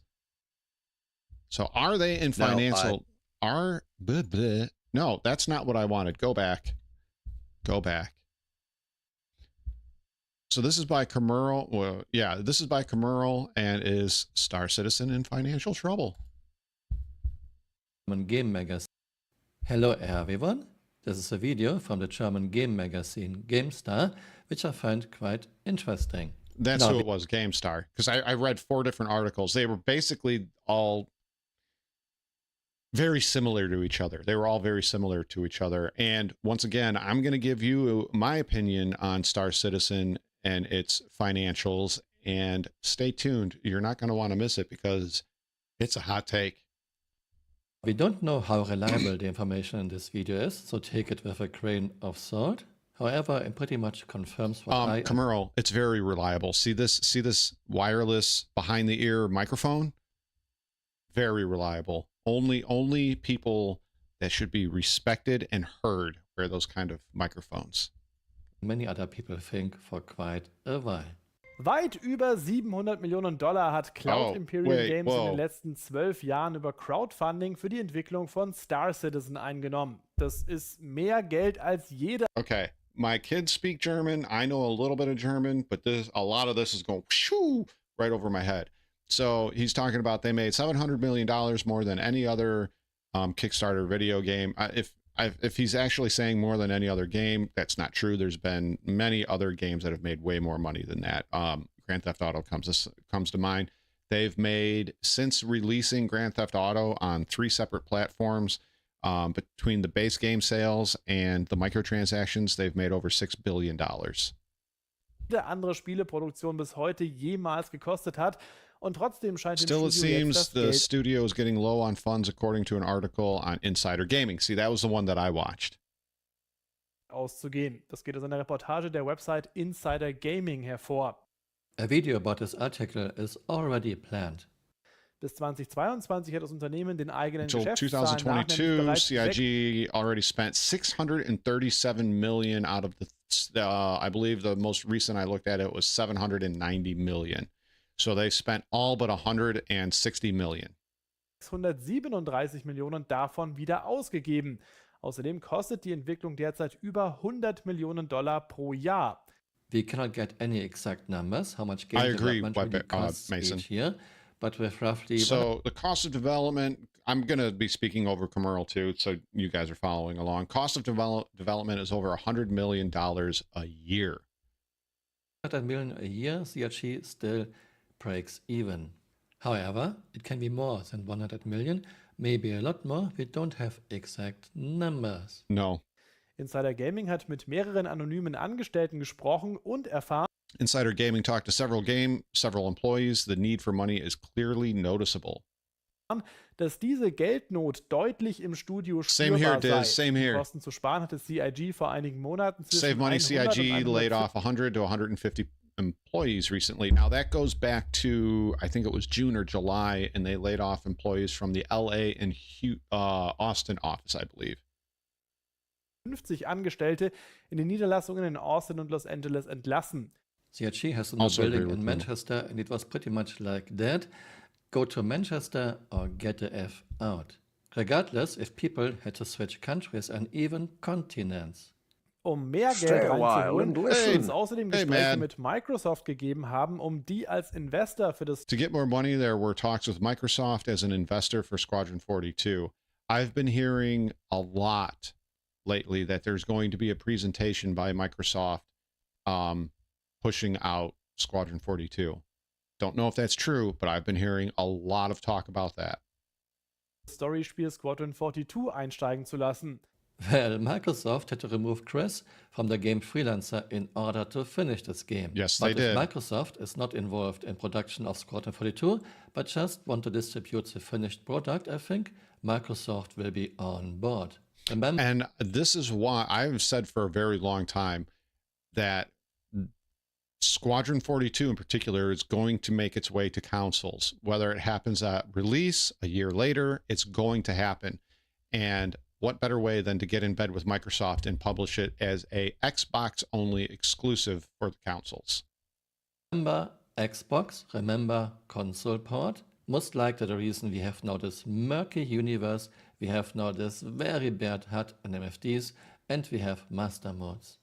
Zudem gibt es wohl auch Pläne, ein komplett von Star Citizen losgelöstes Mittelalterspiel zu entwickeln. This is now, see, I was in fact speaking out against this because the last time I looked, and this could have changed because I did this video almost a month ago, Soul Singer as a domain name has not been bought yet, but the trademark was taken out. Now, I was always under the impression that one of the first things you want to do as a game developer is either buy that domain name right away, or within the same day you get your trademark, you buy that domain name. So that way you control that website and you don't have to pay somebody else to get that particular domain name. So yeah, yeah. But yes, there are plans, supposedly, quote unquote, there's plans to develop another game called Soul Singer to finance the development of Star Citizen. Entwickeln, Cereal box toys are the best. Sci-Fi-Projekte quer zu finanzieren. I thought about making a video about Soul Singer, but there's not enough information yet. It seems like Tony Surek is working on Soul Singer, maybe the reason why we see so little of him in the last years. Der Reportage nach habe das Studio CIG has trouble with Star Engine, extremely modified CryEngine, modifizierte Version der CryEngine Frankenstein monster. Inzwischen einem Zitat. I mean, that is, if you play the game or watch the game in any length of time, whether it's an hour, only an hour, or you've watched hundreds of hours or played hundreds of hours of Star Citizen, it's very noticeable now at this point that it is no longer what it was meant to be as far as the engine is concerned, and it has been Frankenstein together. Frankenstein-Monster, an der fast täglich Features hinzugefügt und wieder entfernt werden, adding was die features Arbeit daily and remove them macht again. und zu ständigen Verschiebungen der Zeitpläne führt. I am saying this now for quite a while. CryEngine would have been alright for the November 2014 release of Star Citizen and Squadron 42. I don't think so, Brian. Still okay in 2016, but now in 2024, CryEngine is not up for the task anymore. And calling it Star Engine doesn't change the fundamentals of CryEngine, which has major LOD, culling, lighting, and physics issues. 5 years from now, the earliest I can maybe see in 1.0, CryEngine will be ancient tech. CHG cannot just switch to a modern engine because this would easily add another 3 to 4 years extra. Zudem soll auch der Perfektionismus von Studiochef Chris Roberts für Kopfzerbrechen sorgen. Der mische sich wohl in Chris Roberts' perfectionism leads to a lot of problems. Chris is micromanaging everything and gives the impression he doesn't want to finish the project. jedes noch so kleine Detail it's no big deal, und vermittelt der no Belegschaft big das deal. Gefühl, dass er gar nicht wolle, dass das Projekt jemals abgeschlossen wird. Another thing I'm saying for many years, Chris is micromanaging everything. Chris doesn't seem he to did trust this. his people. And Chris always has fantastic new ideas. Then he puts people on his fantastic new idea, only to throw it into the trash half a year, 2 years, 4 years later. Reworks of reworks of reworks of reworks is the name of the game. Chris is wasting a lot of time and money with this. Yes. Just a very small example. Chris still wants an atmospheric room system. Fine, but if I wanted an atmospheric room system, I would make sure my ships are designed with this in mind. Well, Chris doesn't. We have so many ships that wouldn't... We talked about that earlier. This is what happens when you design ships before you design the gameplay. And in the case of the Zeus CL, what happens when you don't pay attention and you don't review and test before you release a ship? What happens when you release a ship with a bad cargo grid when you already have the gameplay in? So they've shown, and I'm not going to throw particular devs under the bus because I think it's management and marketing that are dictating most of what's going on, along with Chris Roberts. I mean, even if the gameplay loop is there and they can use it, they're not doing this appropriately, in my opinion. They're so far off base. I don't know what to say anymore. And as a player / former player, because I haven't played in like 6 months, I don't feel that this game is making any leaps forward. I feel like since 3.23 has come out, they've been making steps backwards, and it's not good. Master modes, in my opinion, is terrible. Even with the new tunings and everything, I find it terrible. I find having to load my own cargo terrible. I find what they've done with the cargo grids at outposts and salvage yards terrible. It doesn't make sense. It doesn't work right. And they honestly just need to go back to the drawing board with a lot of this and rework it all before they move on to something else. But that's not how it's going to happen. Yeah, I guess so, Pagan. Welcome back, Pagan. I know you were here earlier. System because parts of the ship would be exposed to the vacuum of space if you're using an elevator, for example. cloudimperiumgames fehle es inzwischen außerdem an erfahrenem Personal, denn die Veteranen kündigen innerhalb weniger Monate wieder. CIG is in need of experienced developers. The veterans leave after a few months. The majority of CIG's employees are young and inexperienced people and fans. Very true. There's a Golgot video that you can go back and watch where he covers the last 5 years of employment at Star Citizen. And most of the people that are in senior or team lead areas were hired within the last couple of years, and they're replacing, and they're junior level or straight out of school, and are taking over these senior level or team lead positions. And to be honest, they don't have the experience and the know-how to be in those sort of positions. So that's bad for them. And I'm sure he'll bring it up, but they're also hiring fans of the game, which is creating a cult-like atmosphere inside of Star Citizen's offices. So bestehe der Großteil des Studios aus Beruf. He's apparently working on Soul Singer now, according to these gaming news journalists. Steigern und Fans. Yeah, another thing I'm saying for quite a while, it was not just John Pritchard that CIG let go, but should have kept. Nowadays, we see mostly young and inexperienced people in CIG's. Very true. Very people true. Are working on topics like mission design or UI who have never worked on any game. So, and I don't know if they're going to cover it, but when you're spending millions of dollars on props, expensive set pieces, and I'm not talking about for in the game, I'm talking about at their offices. Like they have, if you look at the front of Manchester, they have all of those armor designs on mannequins. Their offices look like they have paneling and whatnot to look like spaceships. They have on-call baristas. Let's talk about the chair. See, I went bananas over the chairs that they bought. So they bought everybody in the company a $2,000 Herman Miller chair. Now, did they get probably money off because they bought it in bulk? Yeah, probably. But it's a $2,000 office chair. $2,000. And that's just to name some of the crazy spending. But apparently there are giant lifelike props and stuff like that inside of the offices, outside of just the mannequins and other things. Before. And of course, it does not help that CIG is paying below industry standard, so mostly young and inexperienced people are applying for a job. The good ones leave after a few months, a few years. Die Atmosphäre gleiche zudem der einer Sekte, in der constructive criticism is not encouraged. Sei. To be honest, not really. Constructive criticism or calling out their bullshit doesn't get you any love in the community either, which is why if I put out a video where I'm being negative about Star Citizen, for as many good comments I get as many or more absolutely horrifyingly negative comments back to me about how I don't know game development. I'm just an asshole. All kinds of stuff. It's crazy. New for me, this is pretty much obvious if you are with the game for a while. Same here. I feel the exact same way, Pagan. A lot of tests.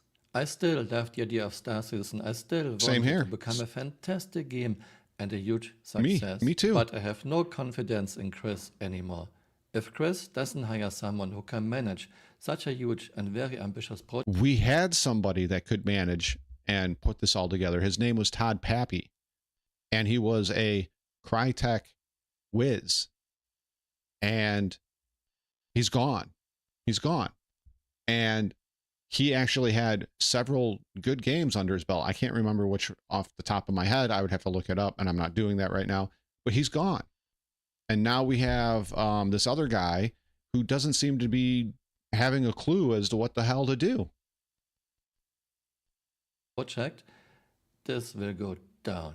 Thanks for watching and see you next time. Bye. Auf Wiedersehen. Well, he's usually got a bonus thing.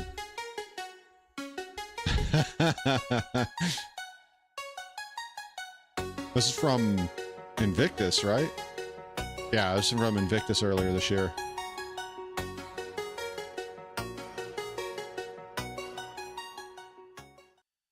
Hey. Okay, so that was Camerl. I'm going to share this with you, and I'm going to give you my opinion. Like I said, this is going to be considered a very hot take, and people are not going to like it. If you watch this part or I cut this into a video, you're not going to like this. First of all, I appreciate Camerl. I love his honesty. I like the way he breaks things down.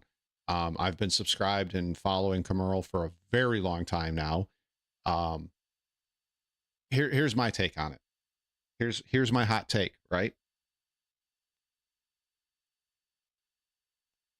I hope that this year or next year with Star Citizen, their financials stop somewhere between 40 and 80 million. I do not want them to hit 100 million. I do not want them to hit 103, 115, 120 like they have in years past. I want the funding to stop somewhere between 40 and 80 million dollars. I want them to have a significant shortfall. And you might be going, well, if that happens, then we won't have a game and people are going to get laid off and people aren't going to have a job. I understand that. And I really don't want people to lose their jobs, and I don't want people to get laid off. And I want the game to come out. I want the game to come out. I get that. And I love the game. I love it for what it could be, but I want them to have a significant shortfall. So then that way we as a player base actually get something of substance within the game, not just another new pretty ship, actual gameplay loops that interact with each other, actual content, actual working events, actual content that means something to the game, instead of just putting the next pretty shiny ship in there and then having us go, oh, well, you got to wait for next patch for X, Y, and Z thing to work, only for the next patch to come out. X works, but Y and Z are still absolutely in the gutter. That's what I want. It's not because I hate Star Citizen. It's not because I want the game to fail. It's not because I want people to lose their job. It's not because of that at all. I don't want people to lose their job. I don't want the game to fail, and I don't hate the game. I love the game. I want the game to succeed. But at this point, nearly 3 years into my Star Citizen journey, and going back and watching the previous sitcons and the game cons and the previous ISCs and the new ISCs and following the roadmap and following the patch drops and following the monthly roundup and everything else that goes. I want to see something actually come into the game that makes sense. It's been 10 years. We don't even have a proper chat, right? We don't even have a proper chat. We don't have. Well, okay. But so, all right. Here's my counter to that, Mew. And I'm not calling you out or trying to be a dick. Here's my counter to that. They added salvage, they've added cargo, they've added bounty hunting, they've added mining, they've refined mining, they've done a little bit more with salvage. Bounty hunting is still in the exact same place. They've implemented Siege Vorison, Xenothreat, Xenocargo. We have repair, engineering. It works in arena without any without, oh my god, what's going on? Who did that? Somebody did that. Who did that? But anyways, that all works without server meshing. We don't have to have server meshing to have game loops that talk to each other. And most impressive. I am still not convinced that server meshing is going to work the way they say it's going to work. I really don't. I don't think how that server meshing, the way they describe it, is ever going to work the way they say. I think it's going to eventually have to fall back on multiple shards and multiple instances, which is unfortunate. Every time they go above 400 to 500, the whole thing starts falling apart. So, and I'll pose this question to you before we make our way to the next video, which I'm going to probably have to call it there. But I want to, my question is this: at what player count per server does it become a massive multiplayer online game? At what point? Because if you travel back in time to the late 90s, when the internet was first becoming a thing, massive was 8 players in a game. And then a few years later, it was 16, and then 32. And now we're up to games like Throne and Liberty, for example. There's 3,000 to 5,000 players per server. So at what point does it become an MMO by definition? Like, how do we define that? Is it 100 players? Is it 50 players? Is it 250? Is it 500? Does it have to be 1,000? Does it need to be 5,000? Does it need to be 10,000? At one point, does it become an MMO? As far as how many players per server? Like that's the real question. At what point do we get to that? That's my question, guys. That's my question. So go ahead and discuss amongst yourselves, or put what you think there. Yeah.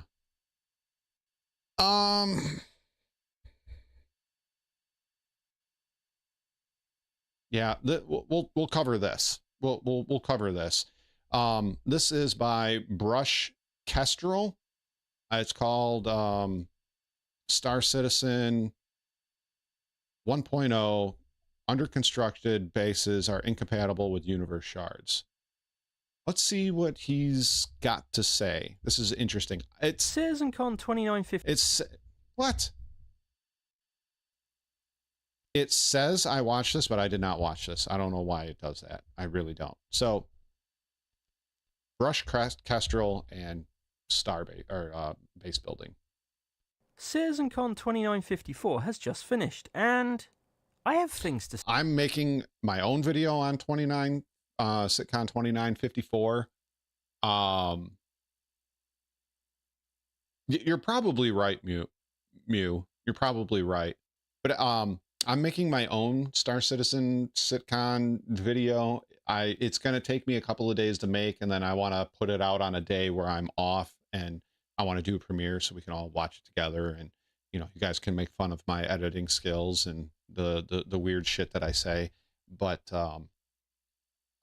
I think you guys are going to be disappointed because it's not going to be a clicky, ranty, I hated Star Citizen, or it was a sitcom, or it was meh, or anything like that. I'm actually, on the contrary, it's going to be why I'm excited, but not what you think, and not in the way that you think.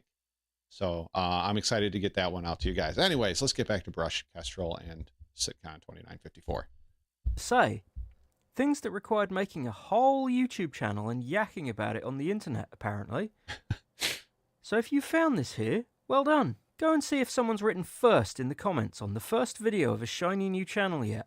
Oh, this is a brand new channel, huh? A lot of awesome stuff shown off at CitizenCon, honestly.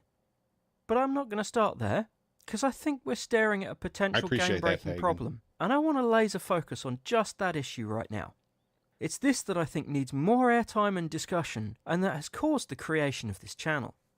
Right now, even though we have full persistence, anything we leave behind in the universe is basically... It's not full persistence, per se.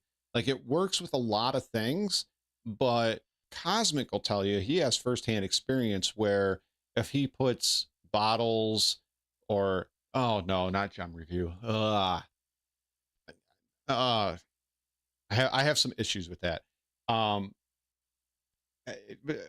Here's the go. Cosmic has firsthand experience where he has put items within a ship, you know, bottles, guns, whatever it is, and they completely disappear and it doesn't stay. So I wouldn't say it's full persistence. I would say it's mostly persistent, which is not a bad thing. It's not a bad thing. Don't think I'm saying, oh, it's not full persistence. That's not what they said, and it's total trash. I'm of the kind of mindset that thinks that we shouldn't have 100% full persistence. I think that certain things should disappear after a while, right? If I throw a medical gown on the floor, after so long, it should disappear. If I throw an empty bottle of cruise on the floor, after a while, it should disappear. If I throw an empty magazine on the floor, it should disappear after a while. Things like that, it should disappear. It should despawn. Because, as we know, currently, without server meshing, and maybe even with server meshing, we don't know if we have too many entities. Well, we know right now that this is the case. When you have too many entities on a server, it can crash a server or send the server into recovery. So things do need to despawn, which, you know, I can't remember who brought up Maelstrom. I'm kind of like, I'm excited for Maelstrom because I want it to work. I want destructible environments. I want certain things on ships to be destructible, et cetera, et cetera, et cetera. But hear me out here. I don't know how Maelstrom is going to work on a single server. If server meshing works the way they say it does, how it's going to work on a single server or multiple conjoined servers where things aren't, like, it has to repair itself after a while. Like we do an event or we do an org v org thing and people are blowing up stuff on the ground and trees are getting uprooted and thrown around and buildings are being blown up. Like that stuff has to get reset. Like it has to be reset. And how do we go about doing that? And then my other question is how are we not going to produce too many entities in a single area that's going to cause issues, right? I'm not an IT guy. I'm not a software developer. These are just some of the things I think about when I'm taking a shower or, you know, outside taking a break from the girls. I'm like, how is that going to actually work? Right.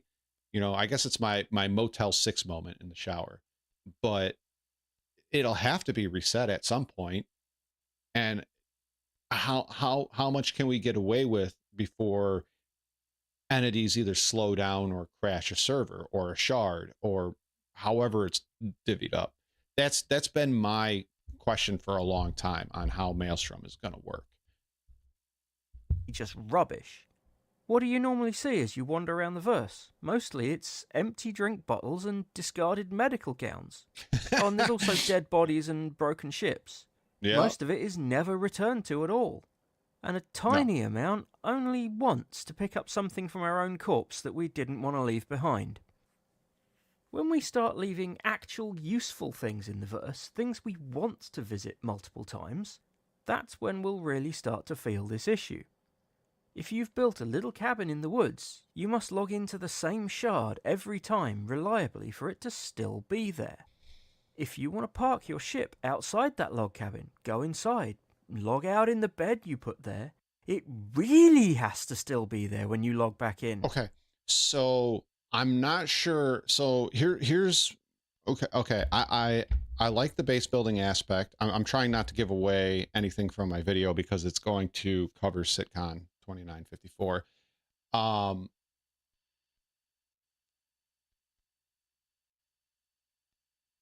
The way he's describing this is pre-server meshing, right?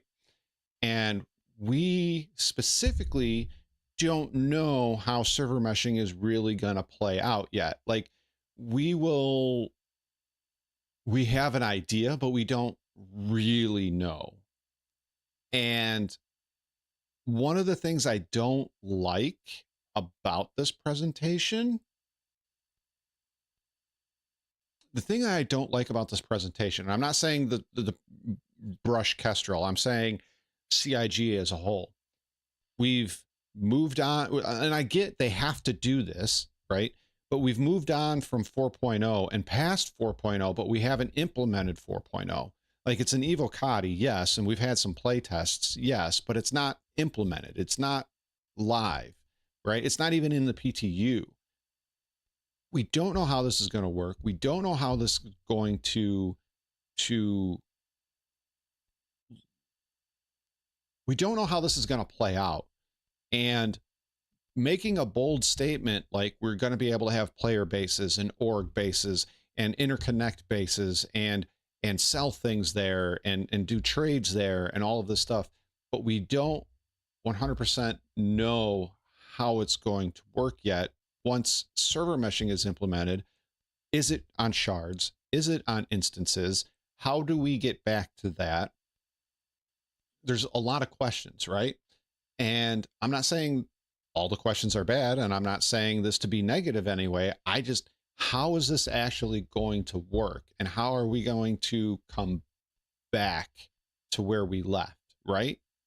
So I'm not saying that they shouldn't have done this, because I get why they did this. They have to push the game forward. They have to establish what their game is going to be after 12, going on 13 years of development. We have to move past 4.0, but the thing that bothers me is we still haven't gotten 4.0 yet.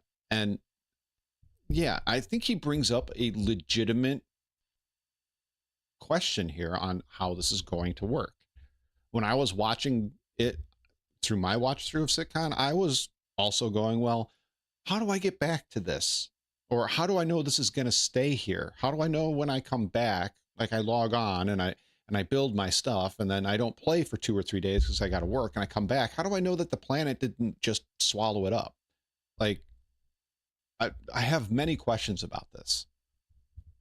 Otherwise, when you log back in, you're alone in the woods? Even if you were relocated to a city? Interesting, what Cosmic. Of all the stuff I've never played there? 76. Your gear, resources, vehicles, ships. Where will all that stuff be? It doesn't matter why you shifted shard, if yours was... The other thing, I don't know if he's going to bring this up. The other thing I want to know, so they talked about raiding bases and stuff like that. Is base raiding going to be 24/7? Or if you're in America, are they going to divvy down the servers even more, or instances even more, or shards even more, however they're going to do this, to you're on the East Coast, so you can only raid bases from 10 a.m. till 10 p.m.? Like, how does that work? Because I don't want to build up a massive base and have it get raided while I'm at work. Or, you know, I went to bed at 10 o'clock at night and at 11:30, somebody raided my base. Like, is there going to be offline, right? How do I find bases? How do I find another player's base? If somebody's trading or buying or selling there, how do I find that? Like, I have a lot of questions about this. Full? If you partied up with someone exactly, and their shard was different to yours, and yeah, or any Pagan, other exactly. reason, any spawning, even temporarily, in a different shard for any reason is not part of the permanent user-built bases experience that anyone wants. For the universe to make sense, you have to exist within one shard the entire time. That means your shard must never become full, and the people you want to play with all need to be on the same shard all the time. And the number of shards can never be decreased, because once one has existed, people will have built stuff I bet you will, shard, Mr. E. and I that bet stuff you will. must be preserved. So what we're looking at here is server provision cannot be scaled with demand by adding and removing shards. Once you've taken the decision to add a new shard, there'll be stuff in it people want, and it can never be removed. But bases aren't just personal houses. They can be owned by an organisation.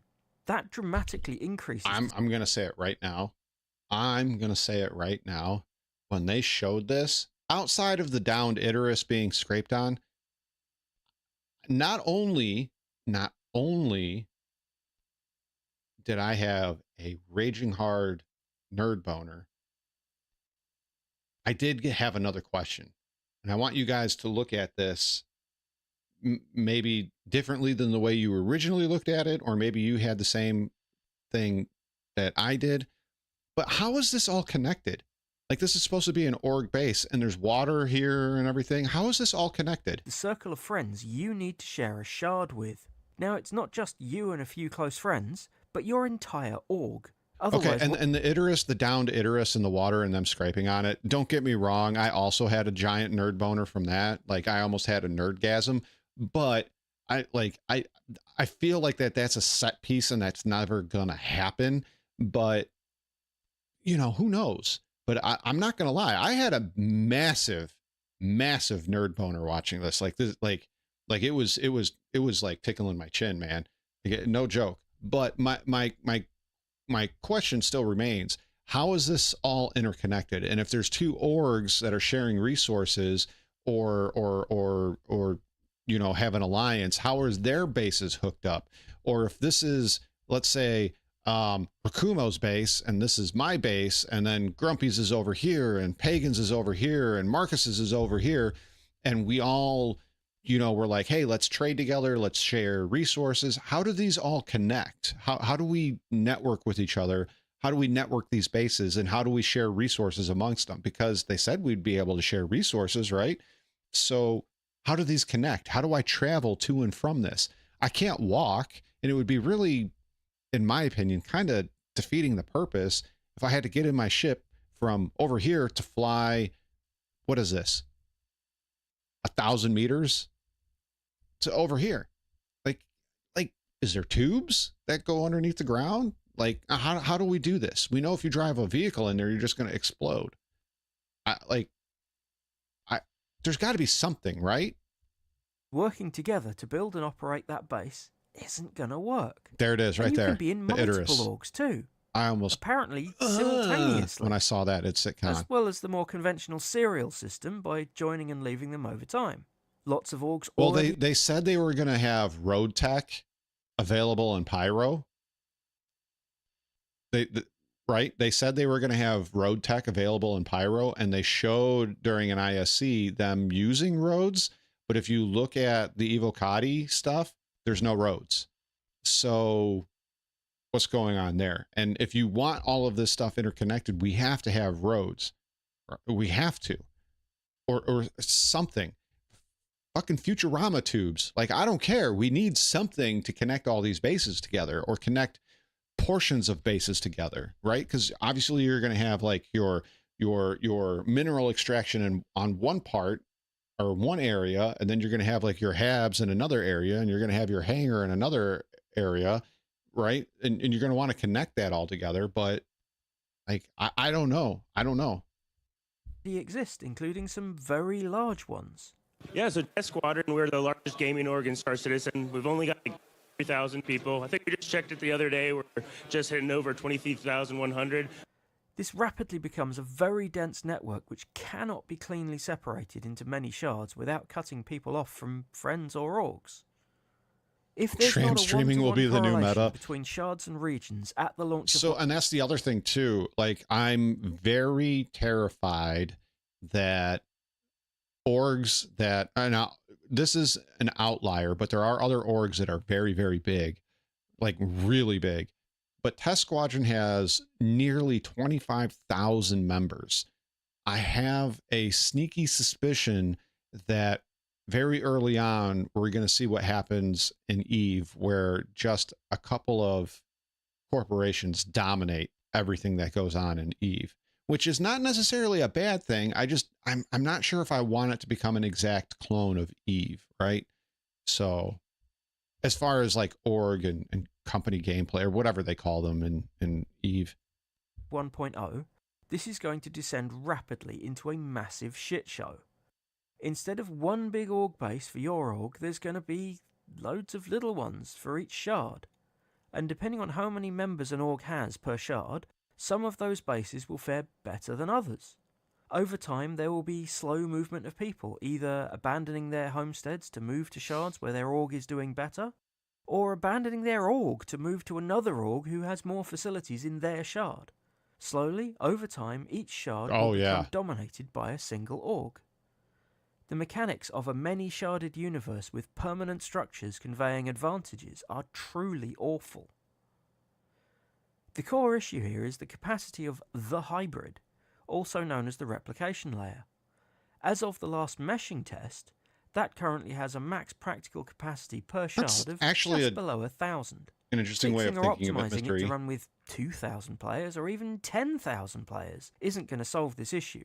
We need an architectural design where there is no maximum, and that the hybrid itself can scale essentially infinitely with player count. Okay, so they need to do that. What's the problem? I'm not sure CIG understand this is a hard requirement for 1.0. They never mention anything to do with meshing or shard capacity in the entire The Star's My Destination panel. And they did refer to shards. They mentioned the shielding credits auction as being between all the shards, not just within your shard. Ah, okay. With shield coverage being limited, though, the system automatically selects the orgs with the highest bid from across all shards. If they are genuinely okay, so there has to be, okay, I think they're kind of admitting that they can't do one big server. Like there's gonna have to be a cap limit per shard, and I wonder how that's gonna work. Expecting to still Chase's Legion into 1.0, join the many. This game is in big long-term trouble, and they'll need some kind of major change of I've also said this too. You know, let's say per shard we can hold 1,000, right? Let's just play make believe, right? I've said this.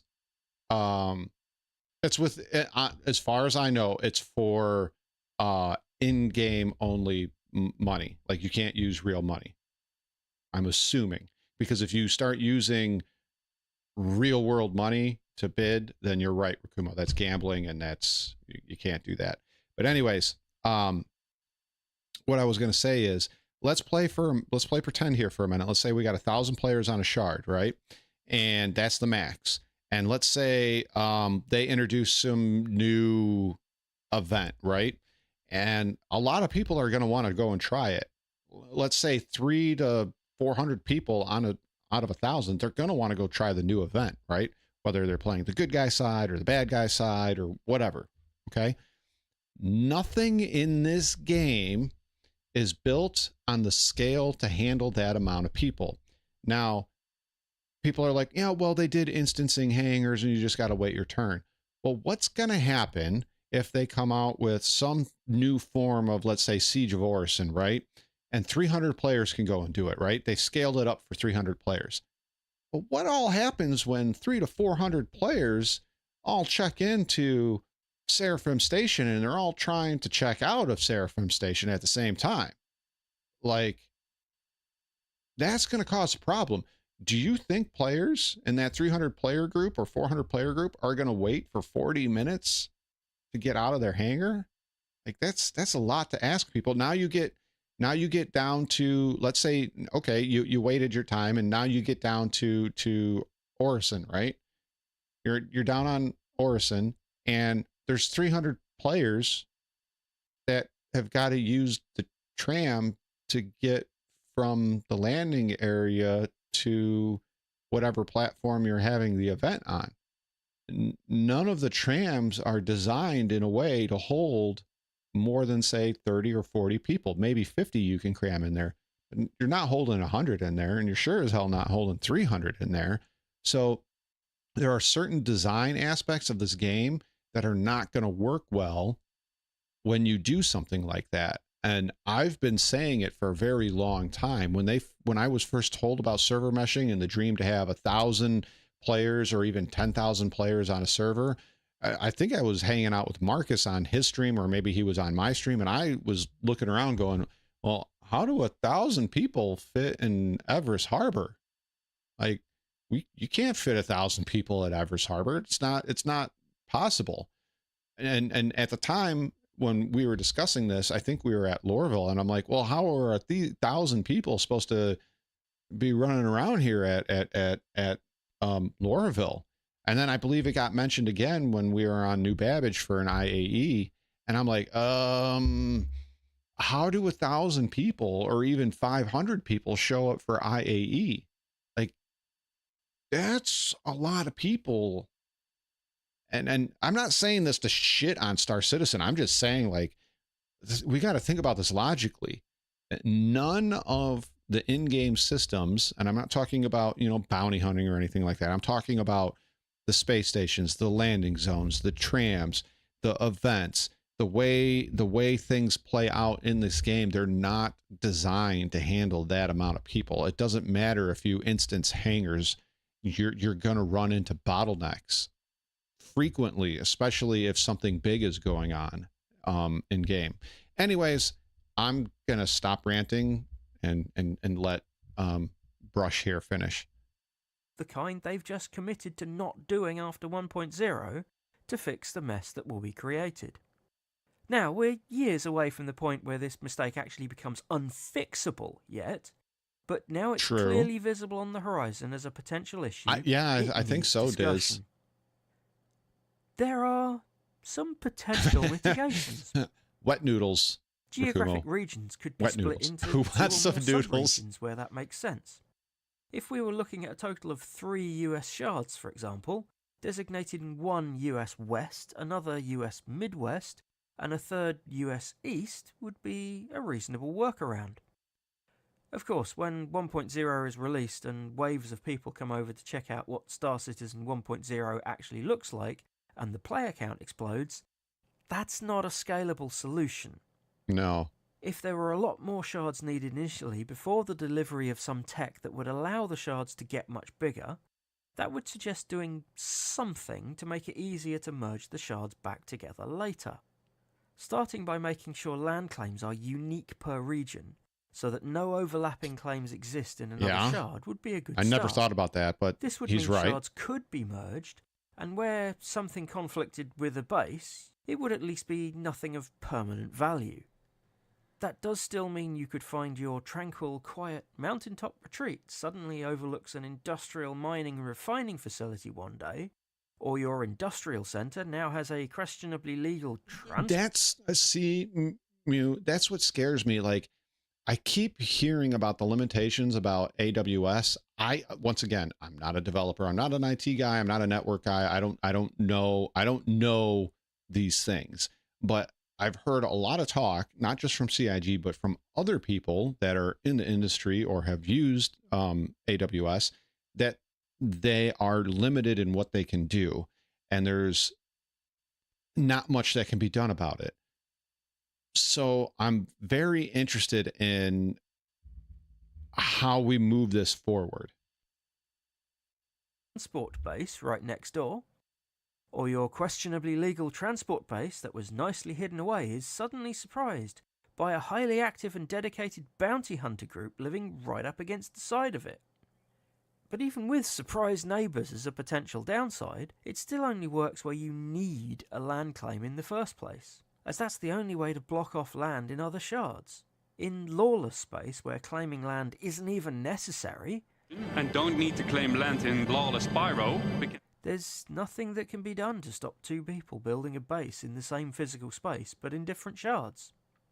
There's also the theoretical possibility that you could put the buildings up in all the shards simultaneously. But then how do you defend them in all the shards simultaneously?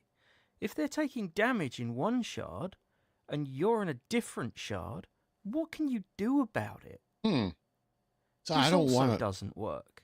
I don't want to get offline base rated, but at the same time, like, I don't know how they do this.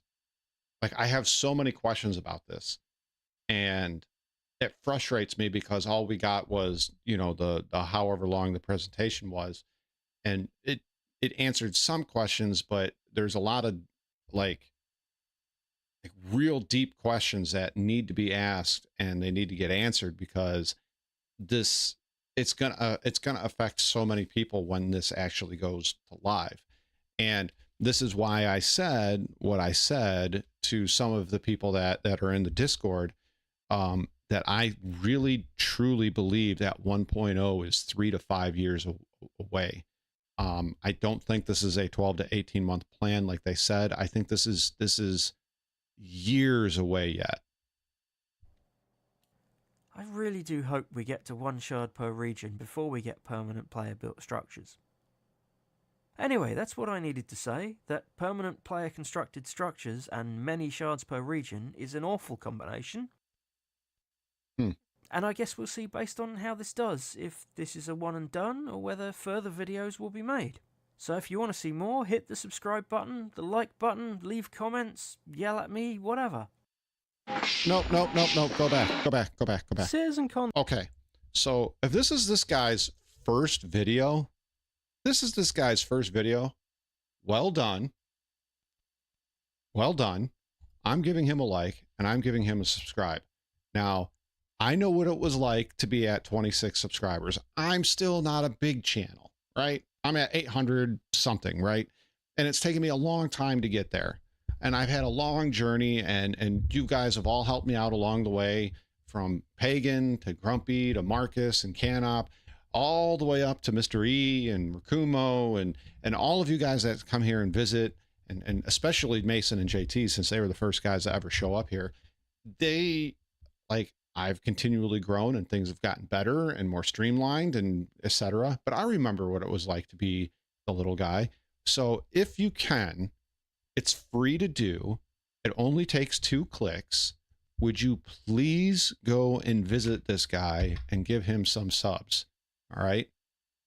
Check this guy out, please. Right. He made the channel just for this one video. Let's give him a little love, right? Let's give him a little love. He put this together very well. He had very good points in there, and he's not talking down to anybody or talking down to CIG. He's just making valid points, and I thought it was well done. I think it was very well done. So if you guys could do that for me, I would really appreciate it. And yeah, I thought it was awesome. I really do. So we have, unfortunately, or depending on where you stand or are sitting, fortunately, I have to go now. I have a few things that I need to get done today. I have to take an online class for work and get the kids off the bus and all of that fun stuff. But as long as my back doesn't go out again, we will be doing this again weekly, whether it's Tuesday or Wednesday. We'll be doing this weekly, and as I said, stay tuned for tomorrow. It's probably going to be late morning, early afternoon. I'm going to do a Halloween themed stream with Alien Isolation. And yes, I will be wearing a costume. So it's a full body costume. So make sure, and the green screen's got to go. So it'll look a little weird, but look forward to that. And I'll see you guys all next time. And with that, so long. Thanks for all the fish.